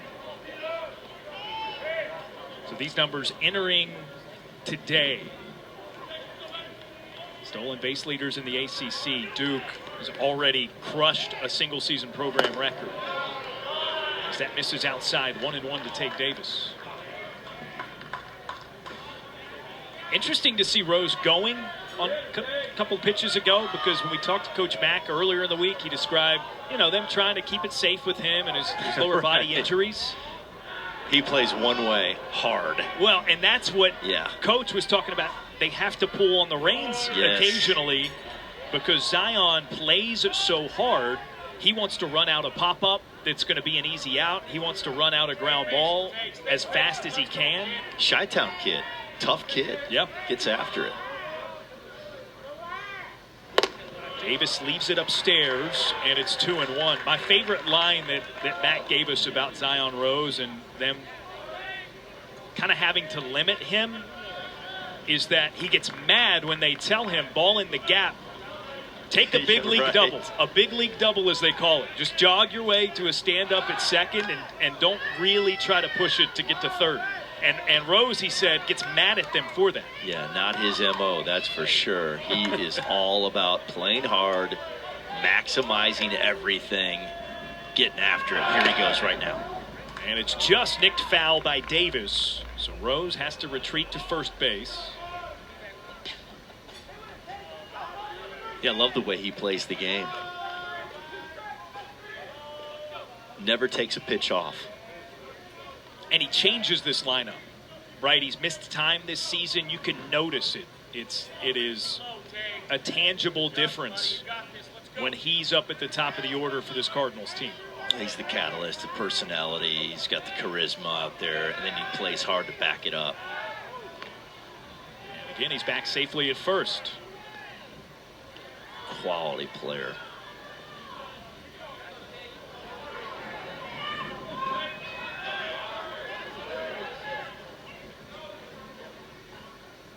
Warner's 2-2. Rose takes off. It is a mile high. It'll stay on the infield.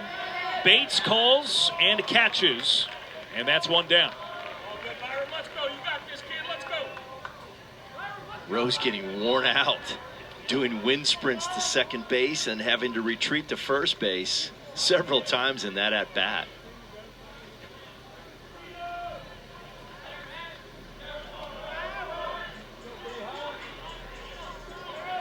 So he'll get a couple of seconds here to catch his breath. I would imagine he's still going to get worked pretty well, with just one away and Byram hot headed to the plate.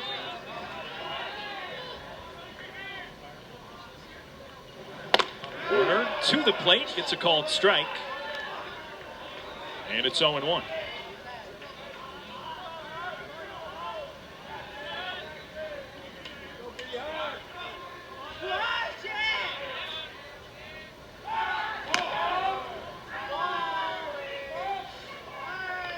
It's not particularly close on the pickoff moves, but Rose is really having to exert himself to dive back. It's a pretty good lead every time. Well, he's trying to put it together, that's for sure. Trying to steal second base. He is not satisfied at first. Well, he's told our hitters, never satisfied till you touch the little white house, home plate. And Zion Rose defines that theory. The little white house. That's right.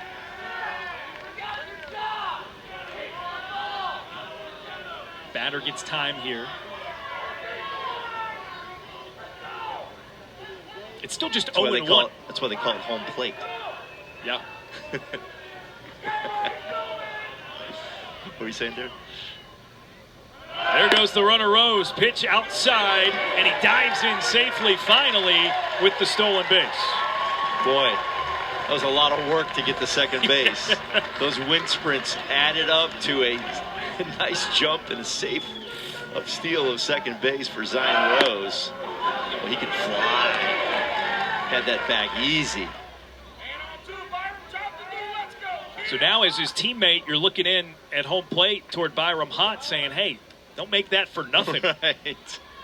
Well, that's 11 for 11. And I like to look at the field as a football field. First base, you're on the 20-yard line. Okay, like a kicking game. Second base, you're at the 50. Third base, you're at the red zone. And then you're in the end zone when you score. Can I nitpick your math there? Sure. If you cut a field up into quarters, why would first base not be at the 25? Well, come on now. Yeah. Third is I the 75. want to keep him over there. And looks like we're going red zone. Somebody's getting checked on for an injury here. Luke Lavin is with Stanford's athletic trainer. This isn't good. Potentially.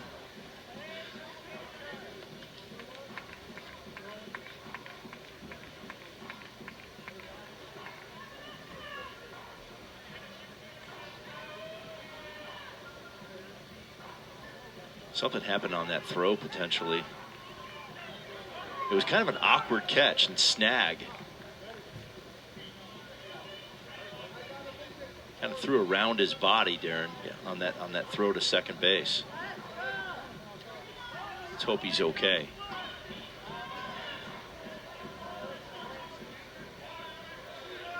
So Nolan Stoll was in the bullpen, the freshman catcher, and that's who scurried back in just in case. Lavin is back behind the dish. Here's the 1-1 to Hott. Ripped through the left side. Base knock Hott. Rose holds up at third. And Hott continues to be sizzling hot. First hit of the day, but his last time up, remember, he worked a 7-pitch at bat and then he ripped one out to right field. Yeah. He's on the baseball. I've been very impressed with him this weekend. His barrel contact has been very solid.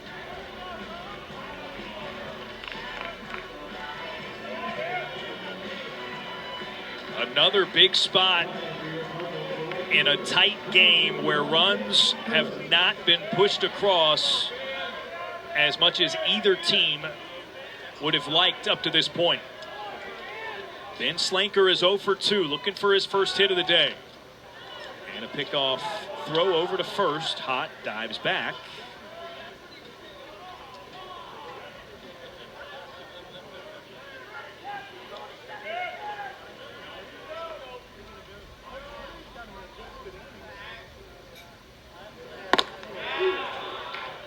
Oh, 0-1 to Ben Slanker.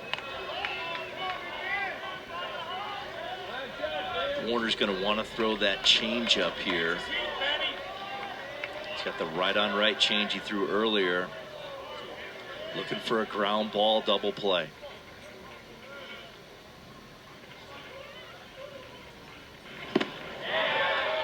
There it was. Good take, 1-1. Slanker 0 for 5 on the series.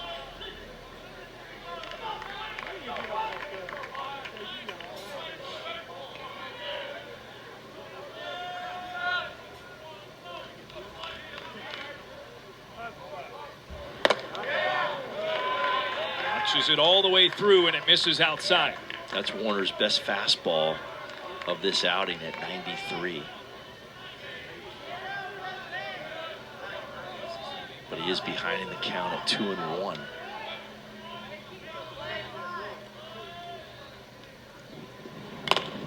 Slanker offers, foul tip, and it's an even count, 2-2.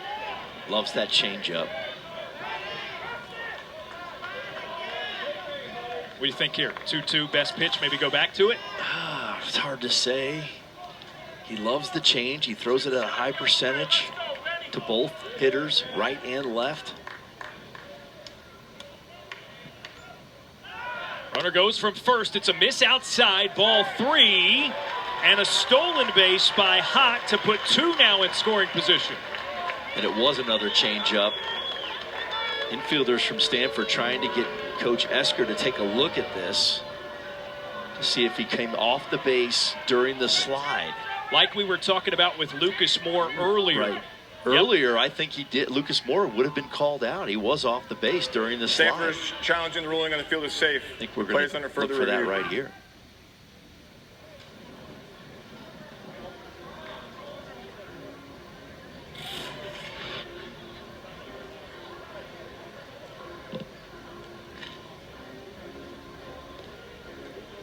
So Hott clearly beats the throw.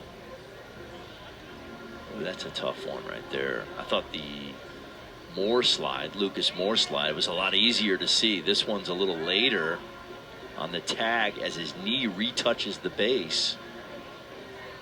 See right there, he's past the base. Probably tags him here, he's out, but ooh, that's tough. Yeah. So he gets him on the foot, almost on the ankle.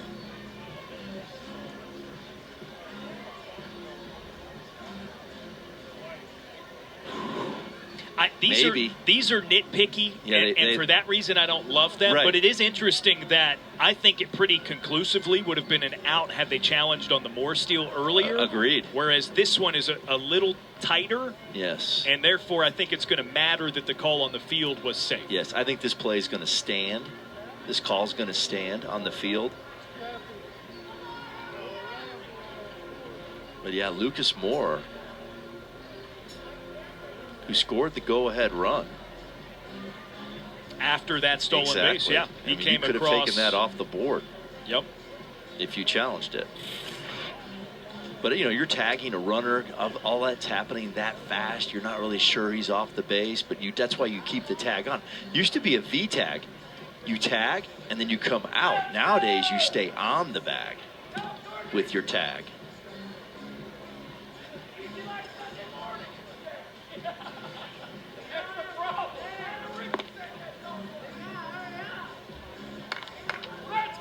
Warner and Lavin still working to make sure Warner can stay loose.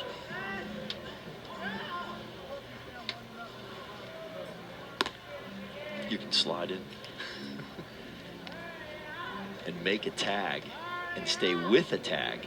That's the key nowadays.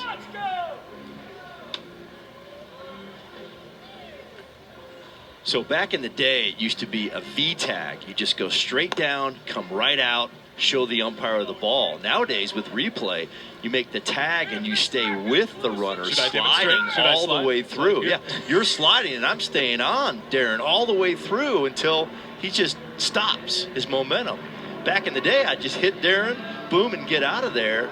That's called a V tag. But nowadays, boy, you got to stay with him and see what happens.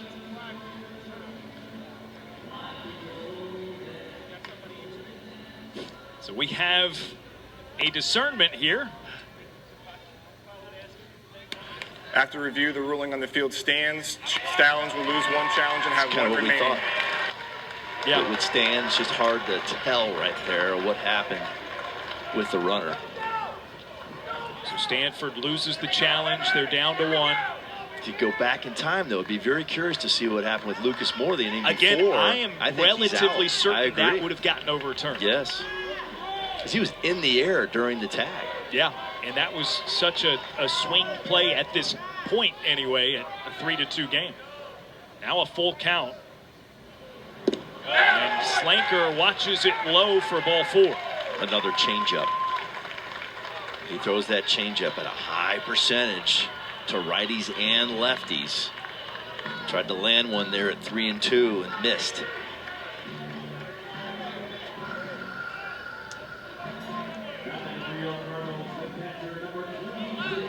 We've talked a lot about the first half of this game. Neither team able to break it open.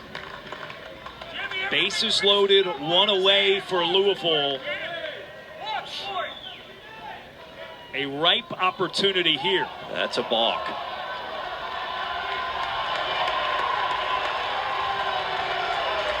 Unless he wasn't on the rubber. No, okay, yep, they make the correction here. It is ruled a ball. Runners advance. Zion Rose comes around to score. Now he had to be on the rubber to turn that into a balk. Was he on the rubber? It looks like he's on the rubber. Yeah. That's 100% a balk. And that's because he kind of hopped up rather than establishing no contact with the rubber. Well, he has to step off first. Yeah, you got to step off or rather he has to than straddle the rubber, then throw. Yep. But once he's on the rubber and goes into that pick move, it's 100% easy call, balk. Great job by our crew getting that video.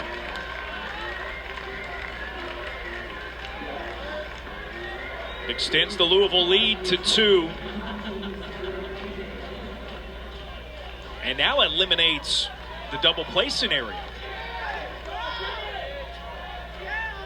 Yeah, this is a lot more difficult situation for Stanford defensively. Corners in, Jimmy Nugent grounds it back to the mound. Warner tosses for Lavin, who applies the tag and gets hot for out number 2.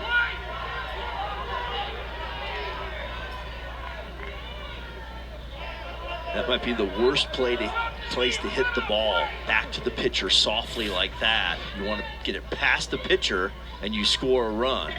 Just kind of came off this a little bit, hit it on the cap. Nice job by Warner getting the ball too hot. Or, I'm sorry. Lavin behind to the plate. Lavin Hot was the one behind diving. the plate Yeah. to get hot.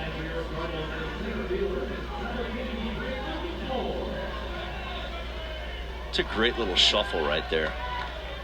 Shuffle throw.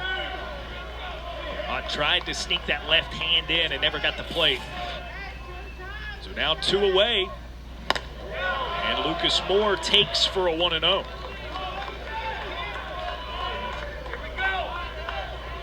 Yesterday had 2 huge 2-out RBI knocks. See what happens here on Sunday.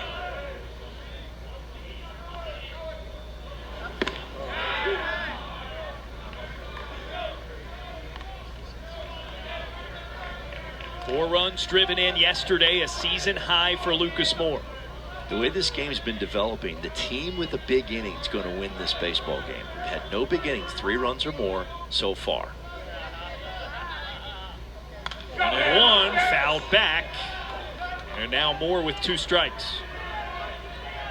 There's been a lot of good minimizing with a lot of traffic on the bases. Pitchers and defense making a big pitch, big out, some bad base running, stuff like that. That's why we're at 4-2 here in the 5th.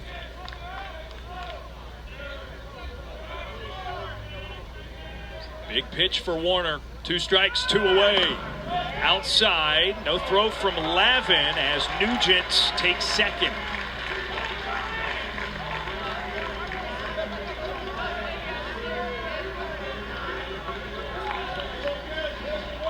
That's huge because a base hit right here, you are in that big inning mode for sure. 1 across for Louisville already. A hit could potentially bring in 2.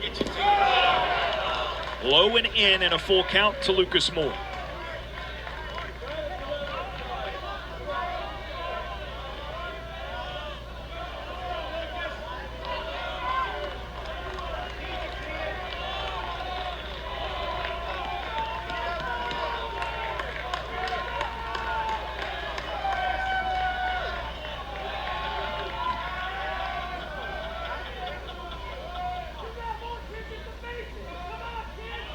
Warner maybe trying to slow things down a bit here.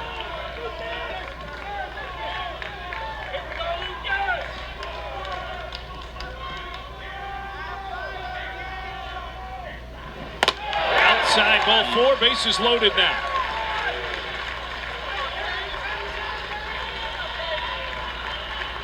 Second walk of the frame for Warner.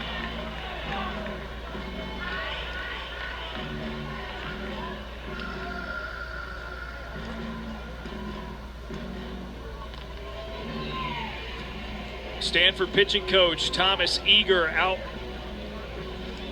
to talk to his young right-hander. You see the bullpen for Stanford there. Trevor Moore up and throwing, their high leverage guy.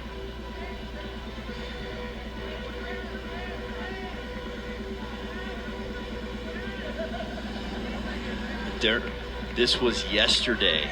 Elam with the big hit in that contest, smoking the ball almost dead center. Way out of here. Off the light tower. Can he do it again with the bases loaded today? You get Louisville's first big inning. It was his 4th home run of the season. The freshman at a point in the season where maybe his head coach Dan McDonald might say he's not really much of a freshman anymore. Expects him to come through in big moments. Nubs it to the right side. Sasaki, underhanded toss to Warner, and they get the force out at first to stop it. It's just a 1-run inning for Louisville.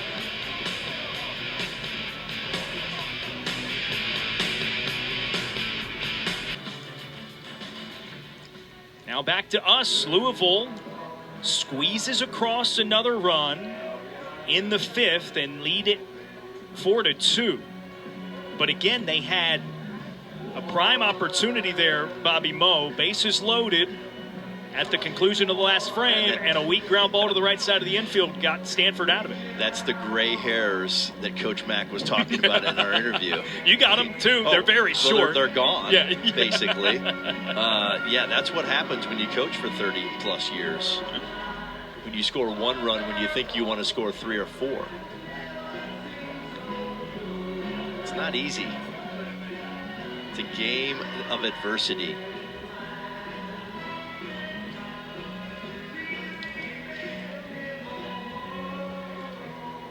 Tomorrow night, the Huddle crew will break down the ACC players that will or could hear their names called during the 3-day NFL draft. That's 2 weeks away. Coverage of this 1-hour special begins at 5 Eastern, 2 Pacific, right here on ACC Network, as well as the ESPN app. Love the NFL draft. Love the combine. You like, get into that? Yeah, like the underwear Olympics, as some may call it. Like seeing the athletes. We were on the bus traveling all the time, and it was always on when we're traveling to games and stuff. And our guys were like getting into it, you know, the 40 times, all that kind of stuff. It's pretty fun.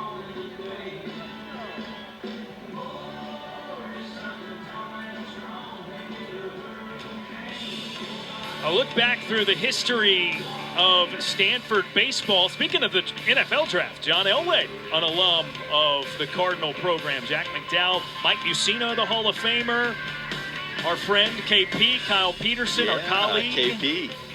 Ed Sprague, AJ Hinch, notable manager in the big leagues. Carlos Quinton, Mark Appel. First pick in the draft. Yeah. Yeah. A lot of history. Awesome players come through that program on the farm out in California. NorCal, we'd call it. NorCal, yeah. You just remove a couple letters, North, yes. California. NorCal, a few more SoCal. in the word California. You get it. Yes. Stanford.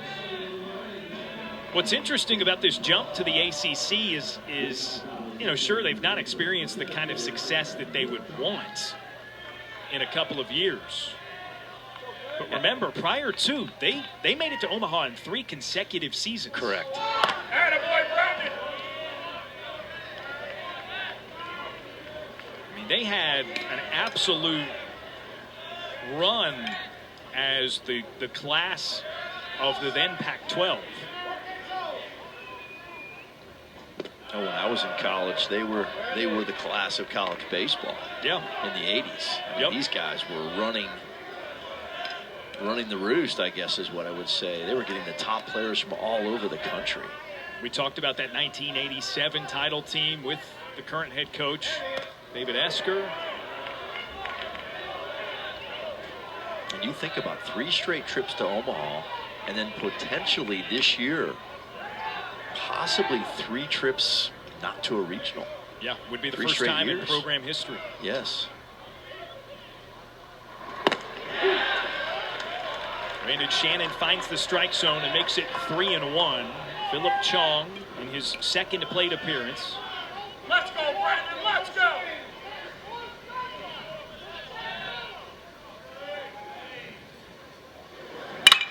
Chong, smooth swing, puts it into left field for a leadoff hit. Just his second hit of the season, as he is now 2 for 12 at the plate. All right, boys, let's Good looking turn stroke two. right there. It's a 95-mile-per-hour fastball that Shaw turned on. Got the head out. Hit it 109 off the barrel. Right at you, kid! And on for Court McDonald now. He looks at the first pitch outside 1-0. Ready to turn it, Zach, let's go!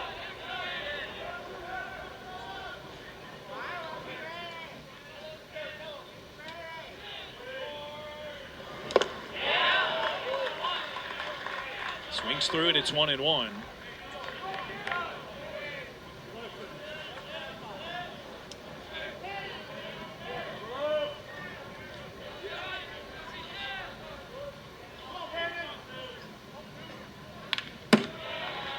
Out back 1-2. Brandon, this guy has real stuff. Brandon Shannon that's some serious talent. Up to 98. Living at 95 to 98 miles per hour with his fastball. Tall, lanky kid. A lot of potential. McDonald stays in it at 1-2. Brandon, let's go!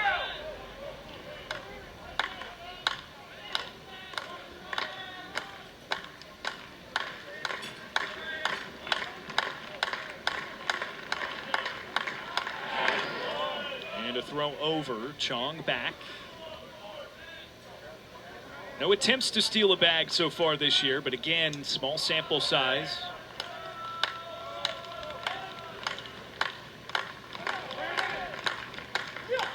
One and two, rolled over. Deep part of the right side of the infield and easily run out by McDonald. This ball was perfectly placed in the 4-hole, out of the reach of Tate Davis. I mean, you couldn't have rolled it over there better than where he hit it. It's a difficult play. In that Bermuda Triangle right there. On the right side of the infield. So 2 aboard for Tatum Marsh. Goes back the bat head on the bunt, and it's 1-0.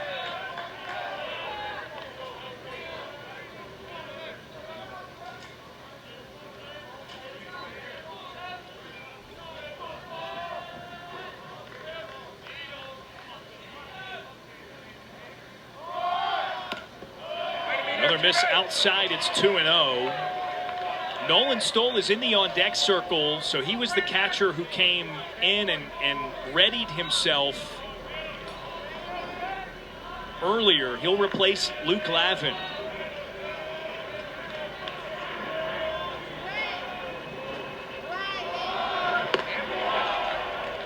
Ball 3. So Shannon, rather than taking the out Marsh is trying to give you, having some trouble with the strike zone. Can he find it here? It's ball 4.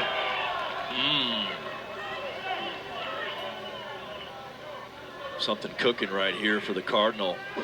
Bases loaded, nobody out here in the top of the 6th. What a spot. Fine time to get a pinch hit appearance.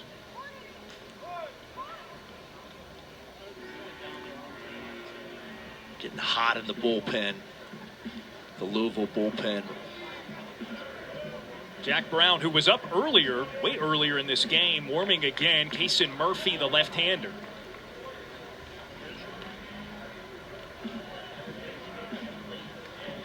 I tell you what, it's not been pretty for either pitching staff, but you got to look at the results, and both teams are still in this. There's some resolve, some fight that should be given credit for, right? I think the one word is minimize. There's been a lot of that. Yeah, a lot of minimizing. Minimizing going on with this traffic on the bases throughout this contest. We don't have a big inning in this game. Here we go, Brandon! Nolan Stoll, the pinch hitter for Luke Lavin. Just his 14th game that he's appeared in this season now, and it's 1-0. The most runs scored in an inning have been 2. No one has scored 3 or more runs with traffic everywhere throughout this game. Just 5 hits on the season for Stoll, 4 of them for extra bases.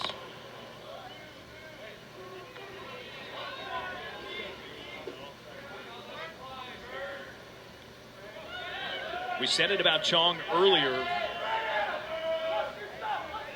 A big, intriguing freshman class, and a lot of them just haven't gotten opportunities to show what they can do throughout most of the season. Dan McDonald out to visit with Brandon Shannon. Typically, that means a replacement made on the mound, and it looks like Jack Brown is going to be the call here.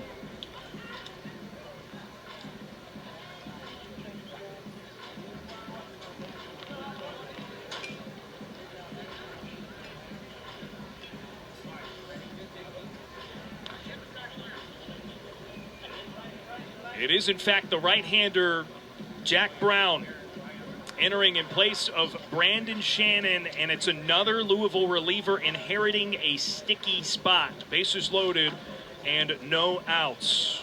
While we've got a moment, let's send you over to Charlottesville with Tiffany Green and Kinsley Fowler. Should be a good one. Again, that's going to get started on ACC Network Extra and the ESPN app. We'll go to it here on ACC Network following the conclusion of this one. As Jack Brown gets warm for the Cardinals, huge opportunity for Stanford here. Bases loaded, no outs, trailing by 2.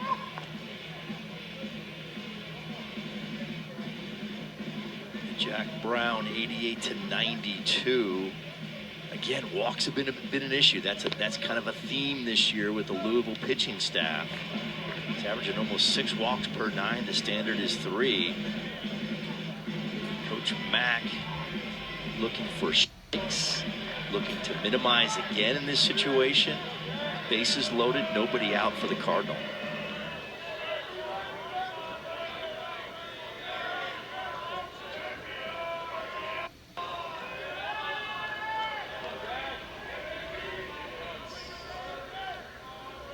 Want to know the count, remember, and make it 2-0 to Nolan Stoll. Let's go, Jack! Let's go! Jack!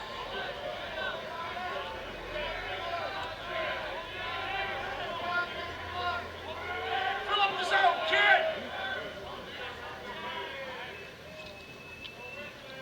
Attaboy! Strike on the inner half. Let's go!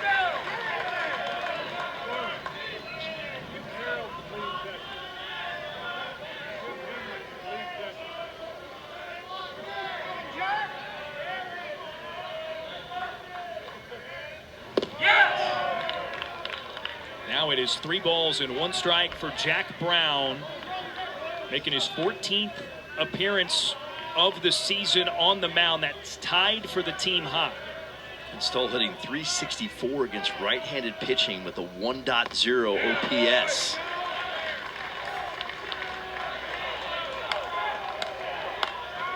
So again, small sample size, but he's looked good when he's gotten opportunities to hit. Again, 4 of his 5 hits have been doubles. Waves and misses out over top of it for strike 3. Huge strikeout right there for Louisville. That's a 90-mile-an-hour fastball. Down and away. Stahl just comes off the ball to the pull side. Nice pitch. Still work to do. One away, bases loaded for the top of the order, Eric Gian. And now you're one pitch away from a double play.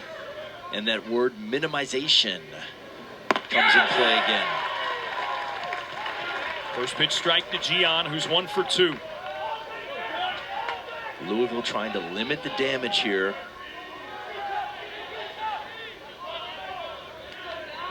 Potentially put up a 0.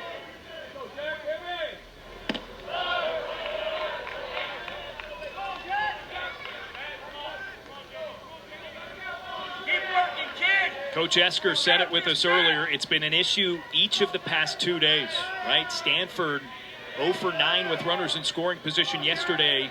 Just 1 for 7 in such situations today. Gian, bouncer to shortstop. The force out at second, dropped on the transfer, and Stanford pulls it within 1 as a result.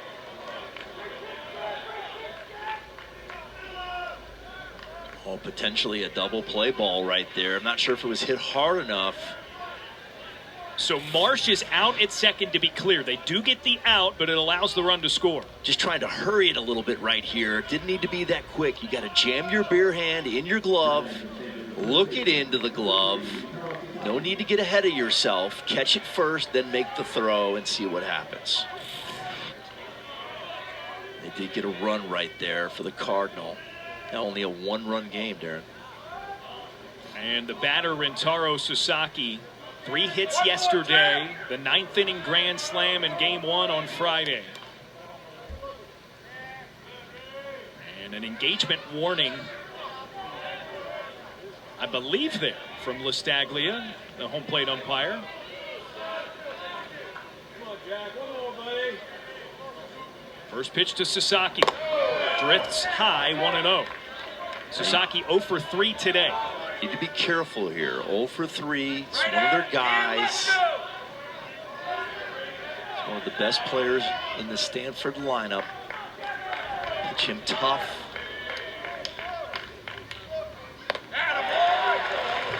Reach and a miss, 1-1. But remember, you have Tokheim in the circle on deck. He's hitting almost 430. Pick your poison. Outside, 2-1 to Sasaki. Regarding Tokheim, he's 2 for 2 with a run brought in. Yes.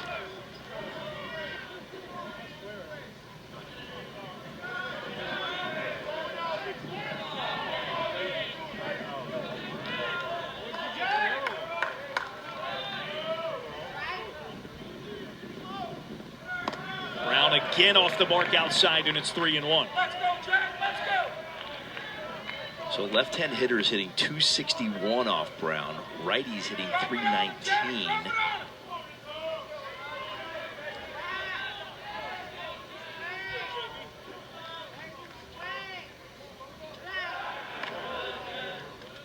A move over to first base. Gian back safely.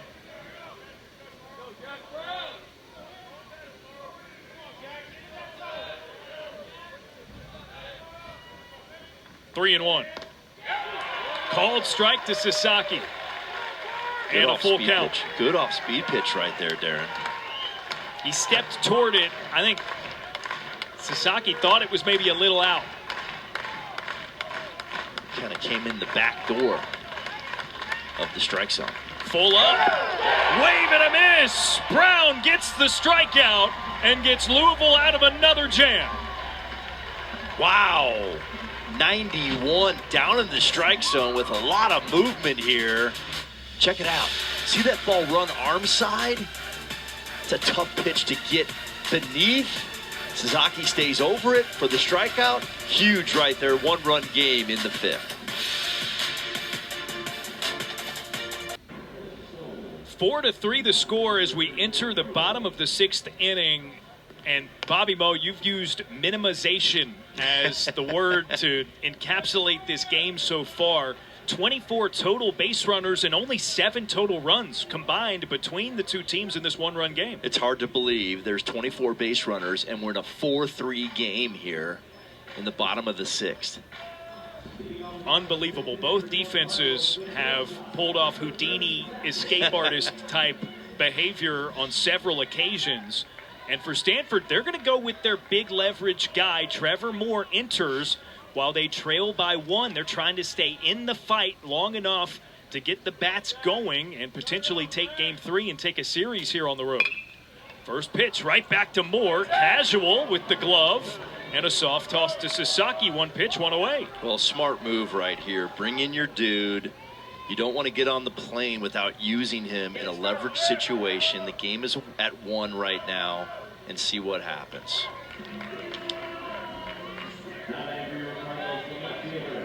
That's about as low effort of a first out as I've ever seen. Very cash.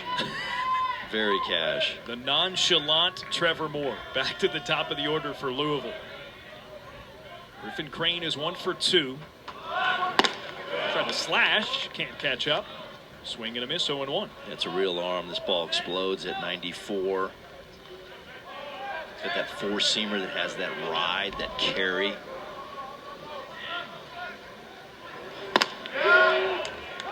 Breaking ball drops in for an 0-2.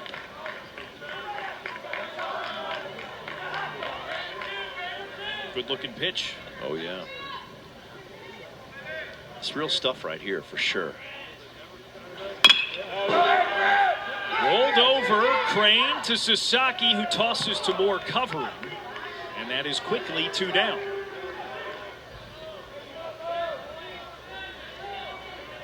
Moore with a 3.2 ERA. He's been getting it done at a high level for them this season.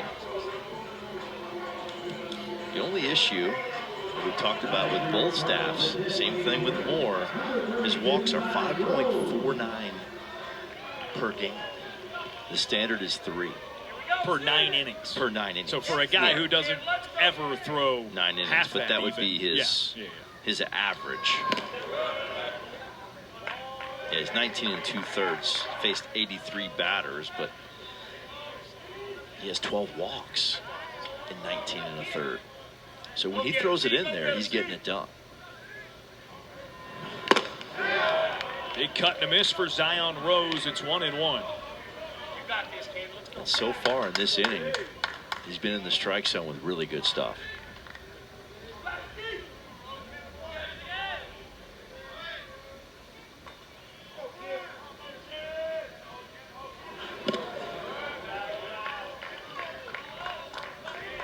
Rose 1 for 3. He's reached on fielder's choices twice.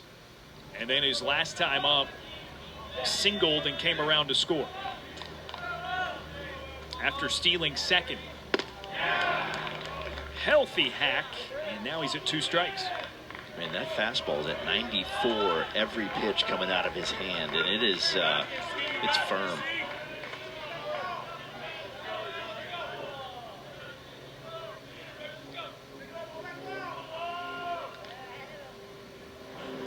Two swung on and missed. And it will require a throw. Stoll bounces it. Ooh, a little scary there, but Sasaki grabs it, steps on the bag, and it's a 1-2-3 side for Stanford Steve.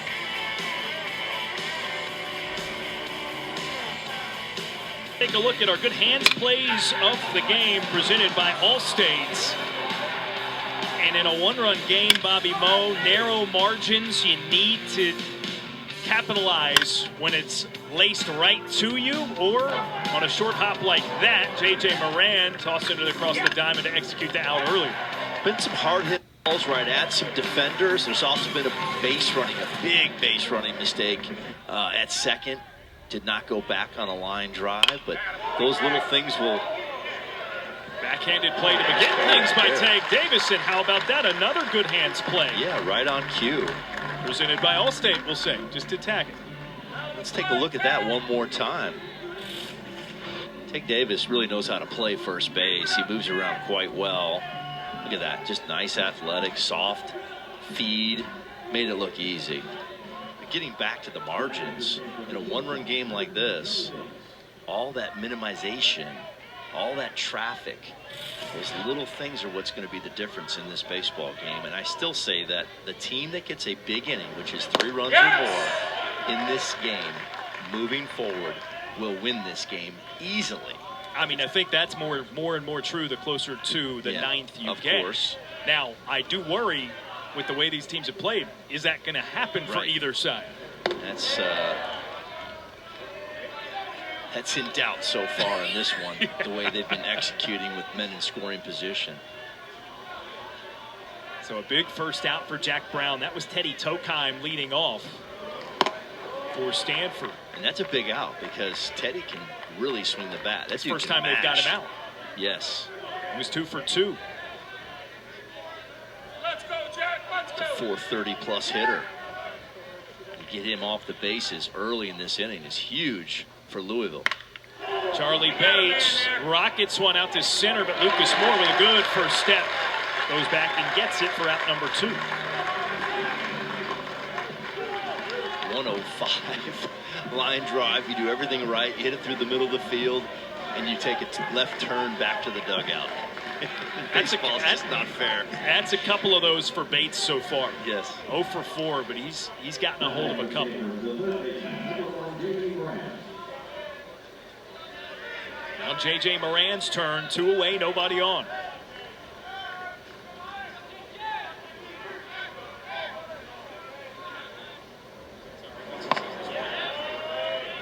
1-0 after a miss inside. Moran 0 for 2 with a walk.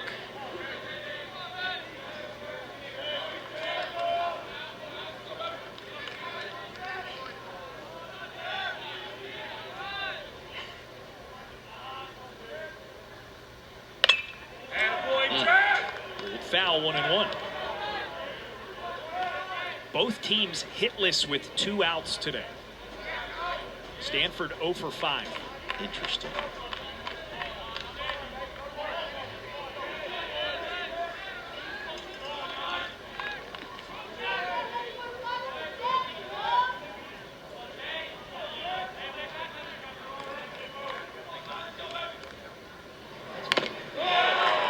Tipped back. Foul ball, strike 2.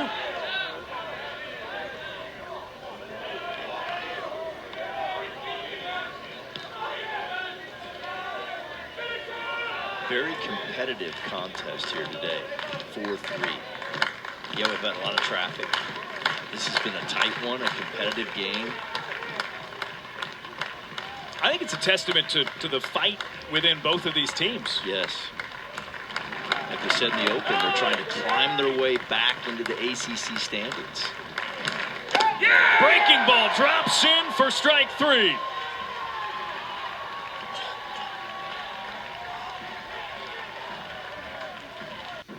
One-run lead for the Cardinals, hosting the Cardinal in a game 3 and a series decider here in Louisville. Take Davis leading things off. She's on TV.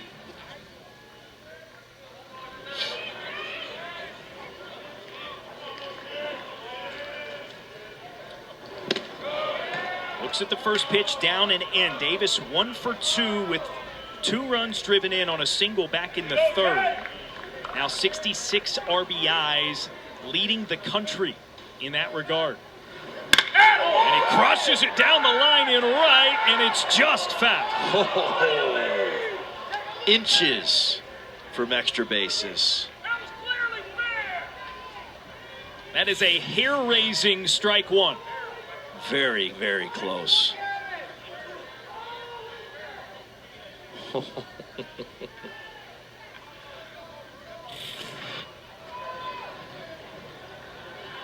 When you're pitching out there like that, you're like, oh, thank you so much, right? I want that one back.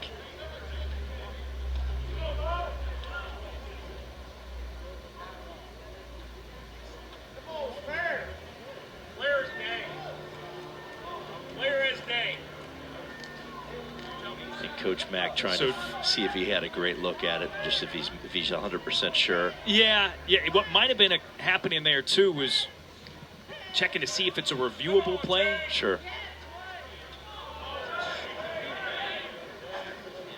So 1-1 now to Davis. Big cut, and it's 1-2. We mentioned Davis's dad, Ben Davis, earlier. Sure. First-round pick in 1995 to the San Diego Padres. I mean, they look exactly alike for starters. No doubt. On the grounds. Davis trying to run it out. Gave it a scare, but he's retired for one down. His dad was one heck of a baseball player. Doing Phillies games, analyst work now. Yeah, he's in studio this weekend. Texted him earlier in the week to ask, just, hey, what's been the most important thing for Tague, the jump from year 1 to 2? Because it's been substantial, right? I mean, sure. It's one of the best power hitters in the country. Absolutely. And you touched on it earlier. When Tague was at the plate, it's taking the pitch where it is and going with it, right? We talked about that high outside pitch that Tague has blasted on occasion this season. Well, he's a complete hitter. He hits the ball over the yard. His dad did the same thing. Ground ball over the middle. Against the shift. It's a ground ball out for Byram. Hot as well, 2 away. Getting back to his father, Ben Davis, we used to have him at our practices working out with us when I was coaching at Wake Forest. He would come down to visit his now mom, who was down there in Winston-Salem area. Tague's mother. Yeah. And he would work out with us at Wake Forest. So this would have been after he was the second overall pick. Mid to late 90s in that area. And he was down there working out, hitting in our cages, taking some BP, stuff like that, back in the day.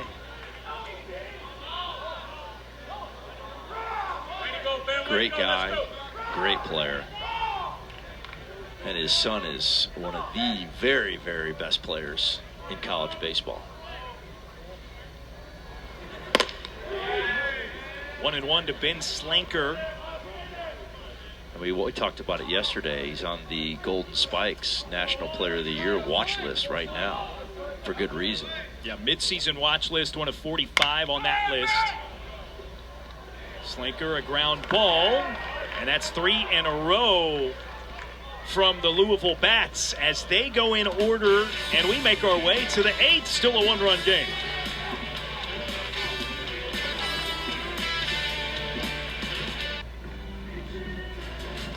A look at the Golden Spikes Award midseason watch list. 13 of the 45 players on that watch list are ACC standouts, including Tague Davis, who we were talking about just a bit earlier before the break.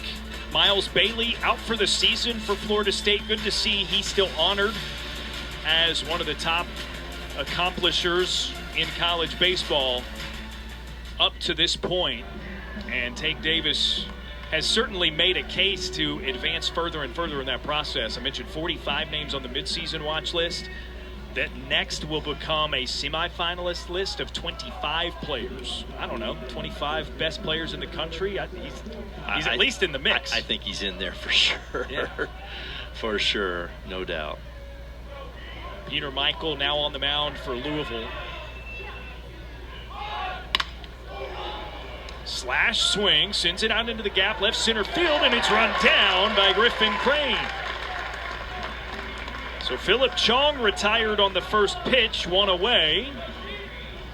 Peter Michael loving that first pitch swing, 1 out.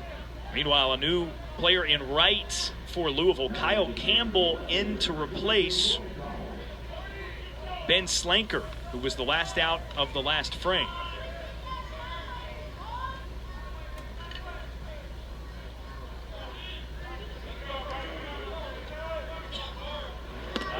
Michael down and into Court McDonald, who's 2 for 3, but hasn't hit a ball out of the infield. And scored a run. Those have been hard to come by. Yes, they have.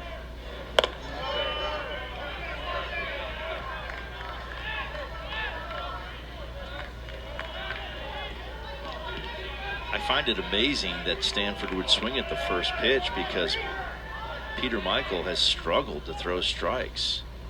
8 walks in 12 2/3.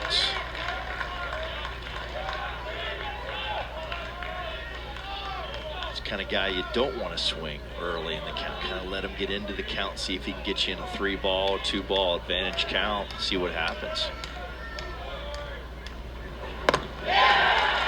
Consecutive swings and misses for Court McDonald. It's 2-2.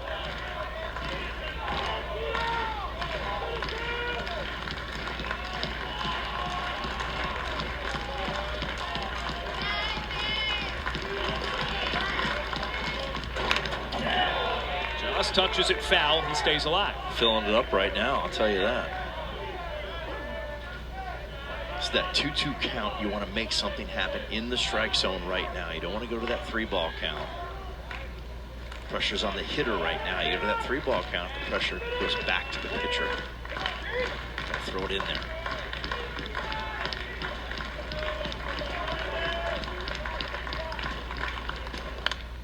It's a nice job of executing on 2-2 again.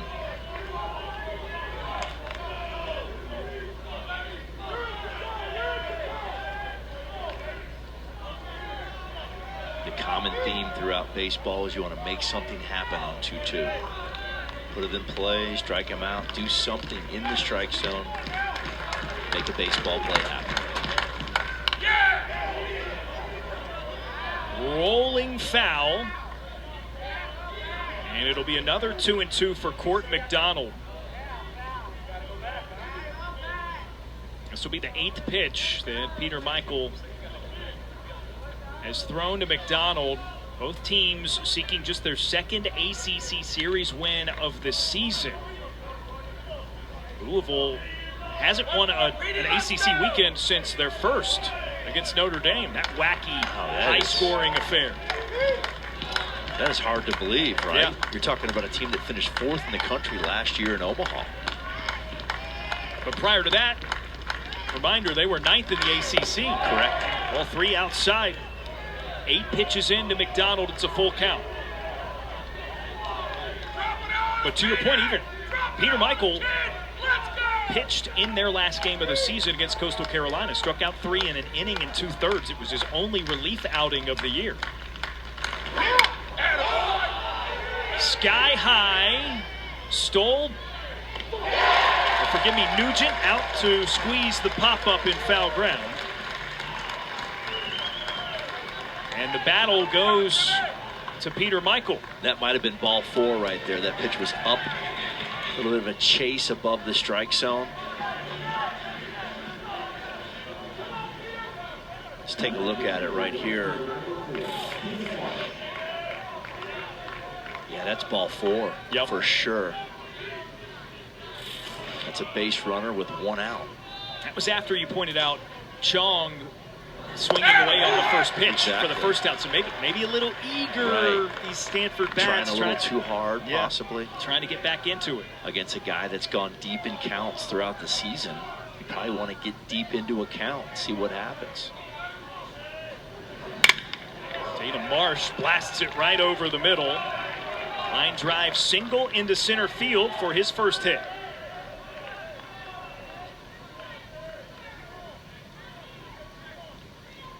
Our next women's lacrosse matchup is also the next chapter in the Battle of Tobacco Road. Number 2, North Carolina, and number 17, Duke, battle on Thursday night on ACC Network and the ESPN app. Coverage begins at 5 Eastern.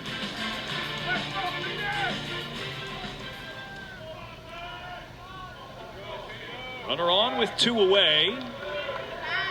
First 2-out hit of the day for either team.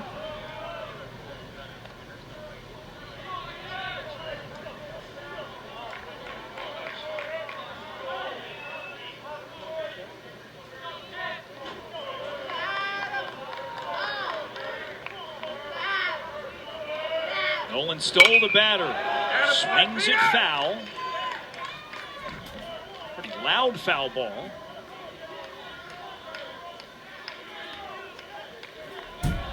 It's a breaking ball. It hit to the backside. On 0-0.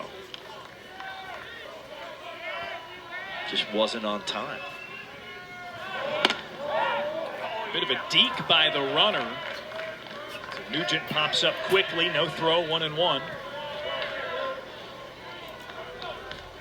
You hear a lot of people talk about being on time to hit.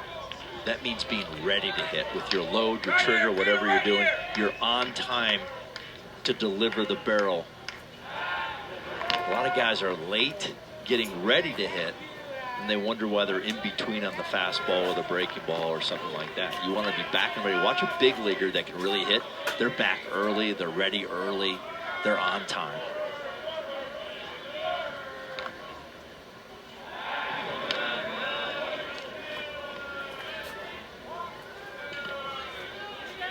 Love observing players and their timing mechanisms. Guy I always enjoy watching hit because it seems like he changed it up every season was Justin Turner.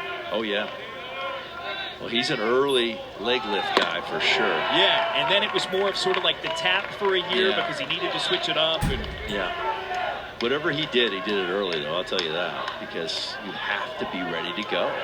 These guys are throwing too hard these days to just sit there and wait. Drop it out. Let's go. Tatum Marsh, by the way, just one stolen base. He's been caught stealing 3 times this season. So some extra attention being paid to him.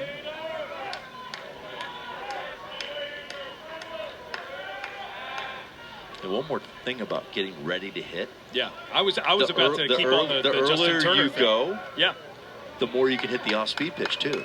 Because if you're rushed and late, now you're going to be rushed and early. Yeah. On your stride and your swing. But if you're on time, keep it in the zone. Now you're back you and ready adjust. to hit anything. Yep. As long as your energy's, kind of through the middle of the field, that's the key. But early creates relaxation. It creates readiness, and then you can recognize a lot of different pitches. Have a lot more success. 2-1 stroked by Stoll, running forward, a diving catch, pulled in. Griffin Crane retires the side with an exclamation mark.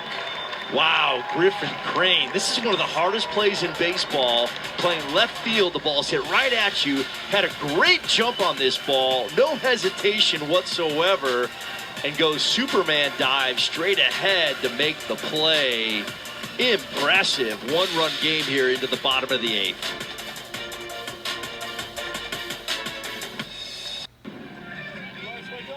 Bottom 8 at Jim Patterson Stadium. It's getting late. Both teams have struggled to push runs across when they've had opportunities. So far, Louisville has gotten one more than Stanford as they head back to the plate. Some tack-on runs would be huge right now for Coach Mack and Louisville. A little tack-on. 1, 2, to get 3, that would be a huge bonus. But at least 1. Fight for 1, and then go to the 9th with a 2-run lead versus a 1. Trevor Moore back out. He's been smooth through 2 innings on the mound so far for Stanford, and elicits a swing and miss from Jimmy Nugent.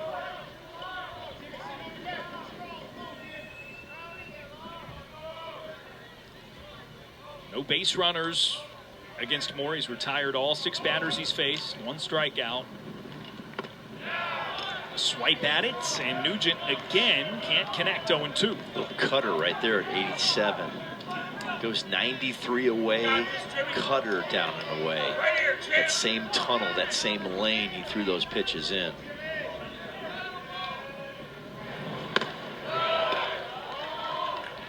You make it a battle, buddy. Let's go. 1 ball, 2 strikes. That wind has really not died much. Still whipping out toward left center field. Swing and a miss, strike 3. Second punch out for Moore. That's the first away in the 8th. It's a nasty cutter. Upper 80s. good tight spin. Good pitch. Yeah, it's amazing, Darren, that a ball has not left the yard yet with the wind blowing out. I mean, it's... And the way both these teams score and hit the long ball. Yes. I mean, I think coming into a Sunday staff day, we would have expected this to be a lot more high scoring. Correct. And it's certainly been on the cusp. Bouncer over the middle, Lucas Moore, a chance to run it out. No such luck as Charlie Bates makes a smooth fielding play. Well, just like that, the pitchers today have been getting beneath the barrels of the hitters. There's been a lot of balls hit on the ground, not many balls hit in the air. That's now 8 straight retired by Trevor Moore since he entered the game. This will be the last batter he is seeing for the first time in Cade Elam. He's done a nice job.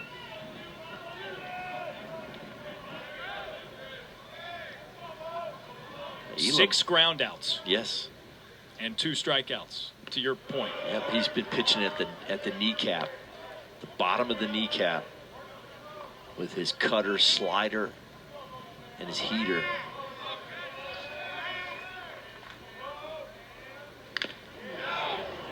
Elam taps it for a foul ball, strike 1.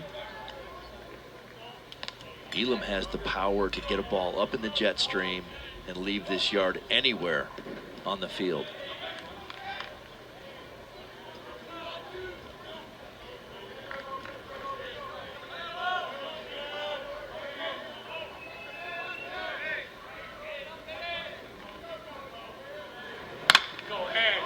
Into the air, that will make its way out of play. And now it's 1-2. Cade Elam, a big-time quarterback prospect in football out of high school. Corbin, Kentucky area, middle of the state. Decided to play college baseball, and he's made a great decision to do that. Strike 3. It's nasty. Moore drops it in there for his 3rd strikeout. He's retired all 9 batters he's faced. This little baby slider, it's hard to hit, it's hard to see. Quality pitch down in the way at 88. What a run game here entering the 9th.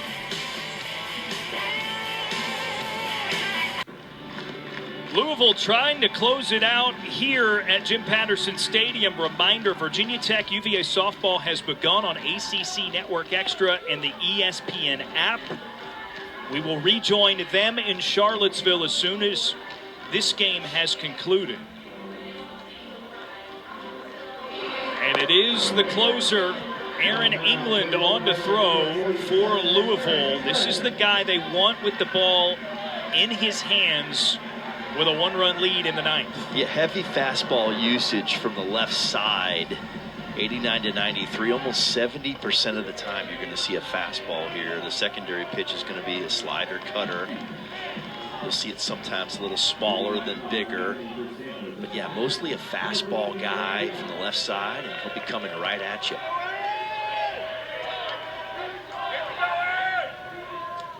Top of the order for Stanford, and Eric Gian takes for a 1-0. Gian, Sasaki, Tokheim, the 3 due up. So if you're the Cardinal, it's the 3 guys you want. I would say so.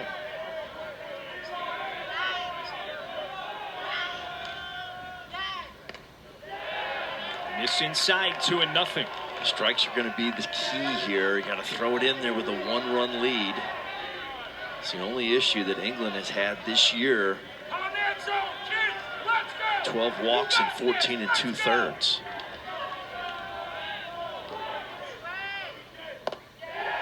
Three and 0.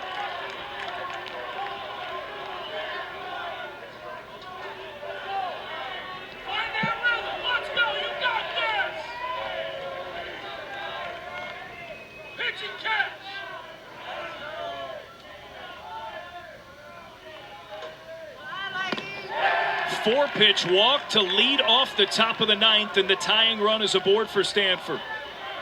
That's a great opportunity right here for the Cardinal to at least tie this game up. Those leadoff walks are huge in scoring runs. It's almost better than a hit because it's a mental situation for the defense and the pitching staff. You're sitting there going, oh, wait a second here. Are we going to throw strikes? What's going on? Is this what's happened previously throughout the season? Pitching coach Roger Williams out to visit with England. Is there any substance to this other than, hey, calm down. You're still in an okay spot here. I just need you to get 3 outs. Got to change the mindset. Got to move on. Cannot dwell on that 4-pitch walk. Need to stay in the now. Right now, 1 pitch at a time. Sounds simple. The past is the past. The future is no longer. You got to stay right now. That's where we're at. Sasaki hitless today. He's 0 for 4. 3 base knocks yesterday. And a 9th inning grand slam in game 1 on Friday. Takes high, ball 1. So that's now 5 in a row by England. Yeah, you got to find the strike zone, maybe try a different pitch, possibly a breaking ball here. The fastball's been all over the place, a lot of spray. There you go, breaking ball.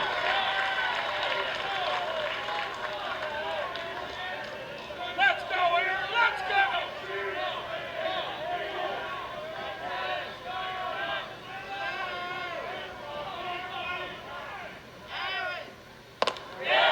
Two balls, 1 strike. Gonna have to throw a breaking ball here again, in my opinion. His fastball has been missing. Just throw a breaking ball. Throw something you can get over the plate.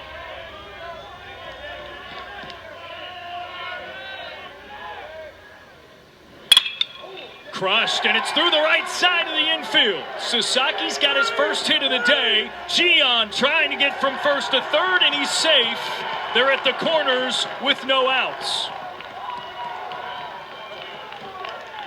And it was a breaking ball for a strike.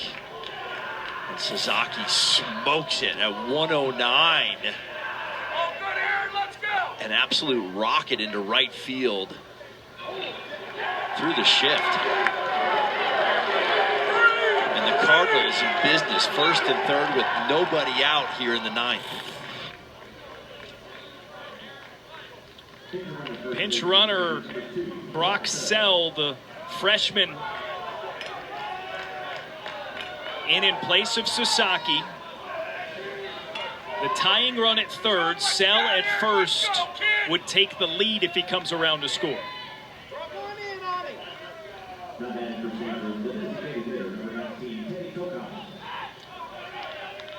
Tokheim hitting .526 against left-handed pitching this season.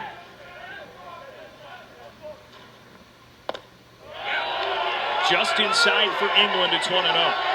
Teddy Tokheim 2 for 3, a pair of hits, and he walked with the bases loaded back in the 2nd. And this guy's the real deal, hitting right here. Hitting over 500 against lefties. On the ground, tossed from short, the turn to first, in time, double play executed. But a tie game, 4th run across for Stanford. Huge pitch by England right there, though. A fastball in on a big-time hitter in Tokheim. Double play. That minimization has taken place again in this baseball game here in the 9th. They keep it to 1, keep it tied, and then swing the bats. And Bobby, We got a controversy here. well, they're going to look at this. I believe interference was called so that the runner has to return to 3rd. They're going to take a second look at it. That would negate the run and keep it at 4-3. This would be huge for Louisville. Huge potential right here for Louisville to keep it at a 1-run The call lead. of potential force play slide rule interference is under review. Okay. I mean, this is going to be interesting. Not necessarily the game, because if you don't get the run, you've still got a runner that you could drive in with 2 outs to tie it if you're Stanford. But this is a massive play. Yeah, this could be huge. So this is exactly what the umpires in control of the video review are seeing. It was tossed from Davis at shortstop. Elam the throw. I don't know. He was going right at the bag, and then late he came inside the bag a little bit on his slide. He's good there. A lot of times your hands will go up when you go down. He's not trying to do anything with the ball, I don't think. Right.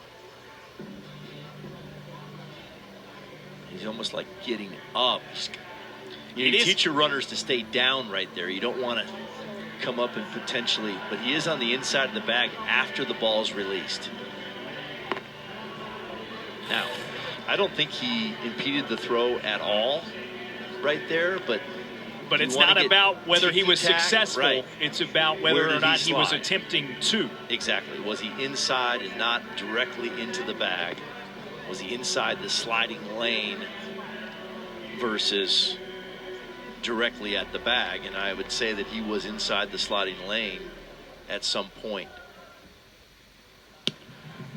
The ruling of forced play slide rule is confirmed. Stanford will lose it, and runner will return to third base. Wow. Call confirmed. It negates the run, and the runner has to return to third. My goodness. Wow. That is unbelievable. Wow. With a series on the line, the Stanford dugout is not happy. He goes right at the bag, and then late ends up on the inner half right here, and that's why the umpires made that call. It's to protect the second baseman. It's a safety rule. And there was contact. Yes. Now Charlie Bates offers at the first pitch. And it's 0-1. Stanford trailing by 1 when they thought they had tied it on a ground ball double play by Teddy Tokai.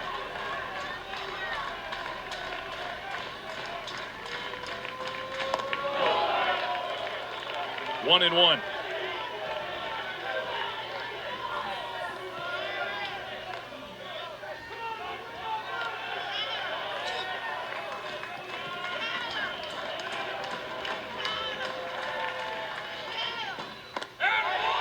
Outside, 2 balls, 1 strike. Bates looking for his first hit of the day, and my, would it be a perfect time for the Cardinal. Still having a hard time believing that call and the situation we're in right now for the Cardinal. He came around, strike 2.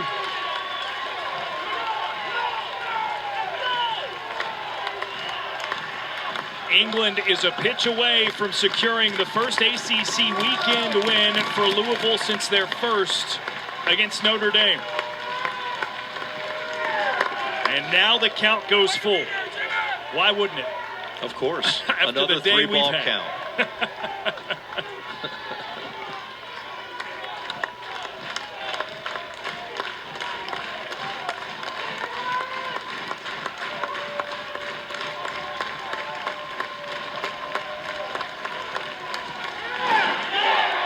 Bates fights it off.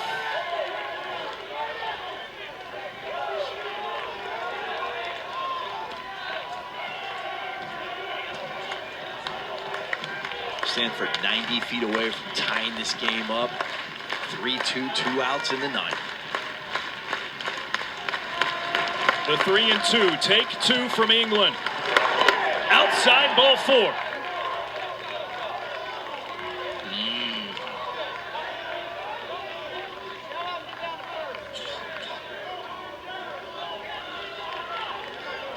Second walk for England, and it keeps Stanford in the hunt with J.J. Moran headed to the plate.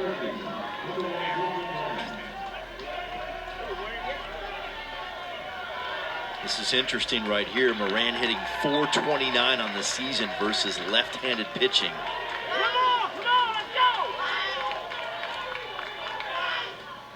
Yeah!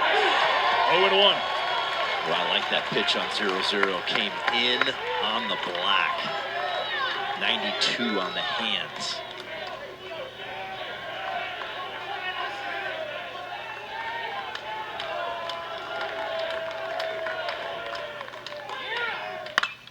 Moran, high drive, deep left, it's gone! Stanford takes the lead.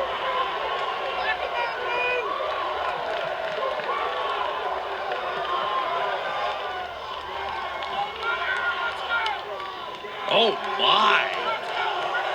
That ball was hammered. Moran hitting .429 off left-handed pitching, and he smoked a 93-mile-per-hour fastball, 110 miles per hour, way out of here in Louisville, Kentucky. Man, that was a big knock. The biggest of the weekend for the Cardinal. 6th home run of the season for Moran, and Stanford now leads by 2. Estimated distance on that home run, 453 feet for J.J. Moran. The ball was tattooed.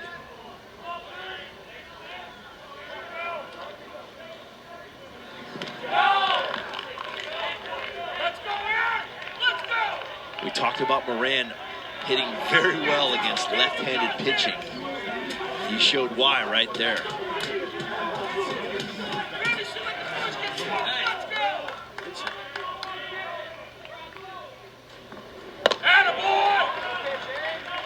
Chong swings out of his shoes. It's 2-1.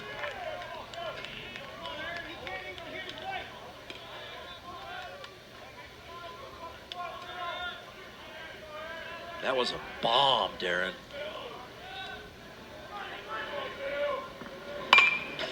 Chong, foul ball. It's 2-2. That was just the second home run given up this season by Aaron England. Well, he went fastball in that first pitch, threw something else off speed, then tried to go back inside. And Moran was ready for it, for sure. Wave and a miss. Chong down on strikes, but Stanford surges to a 2-run lead on the bat of J.J. Moran. This ball was absolutely tattooed to the pull side. Smoked by Moran, a 3-run shot, putting the Cardinal up 6-4 here in the 9th. Awesome.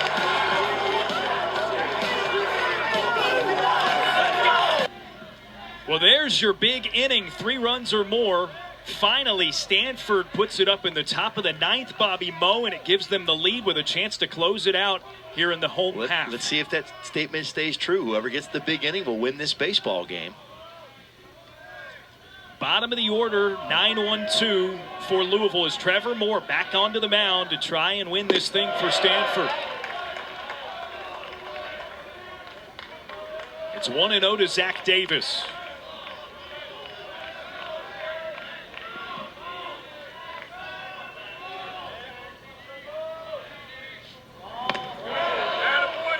Just off the mark inside, 2-0. Trevor Moore has retired all 9 batters he's faced. He's through 3 innings of work. He's been great, and a lot of balls on the ground with the wind blowing out.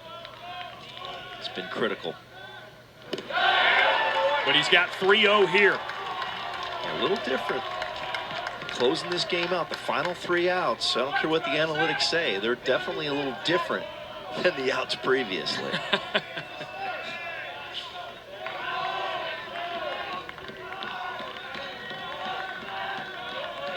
Moore trying to claw his way back here. And there's the first strike. So top of the order after Davis, it goes back to Griffin Crane, Zion Rose, and then if needed, take Davis. Can Louisville answer?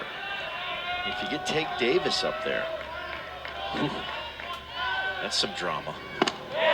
Strike 2, full count. With some traffic on the bases. I'd like to watch that.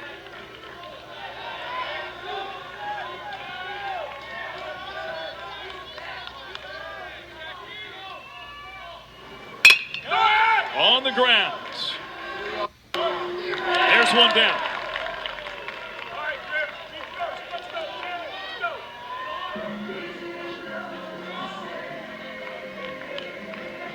Another ground ball for Trevor Moore.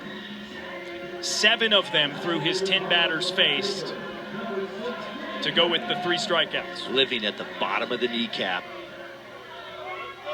with both pitches, that cutter little baby slider, and then his fastball just exploding at the knees.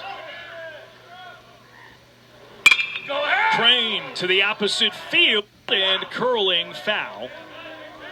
It's an aggressive first pitch swing. Second time he's faced Moore. He grounded it out to first base the first time around.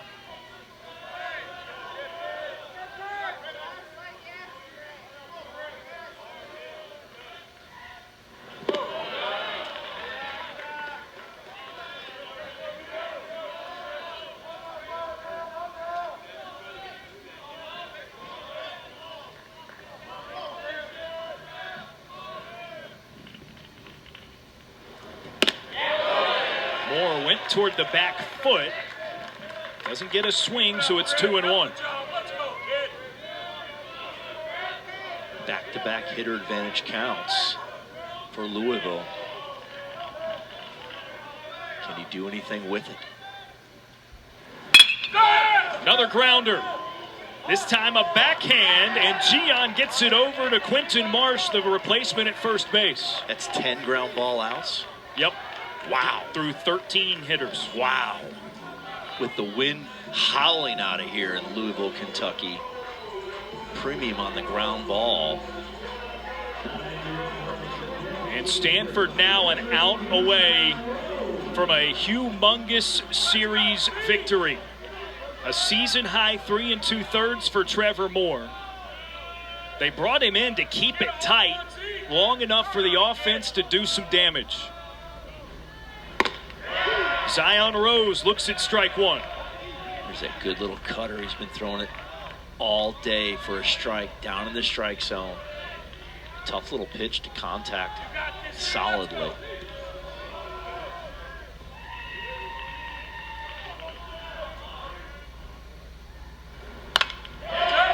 Foul ball. And strike 2. And that's Moore's best fastball of the day. 95 miles per hour fastball in on Zion Rose's hands.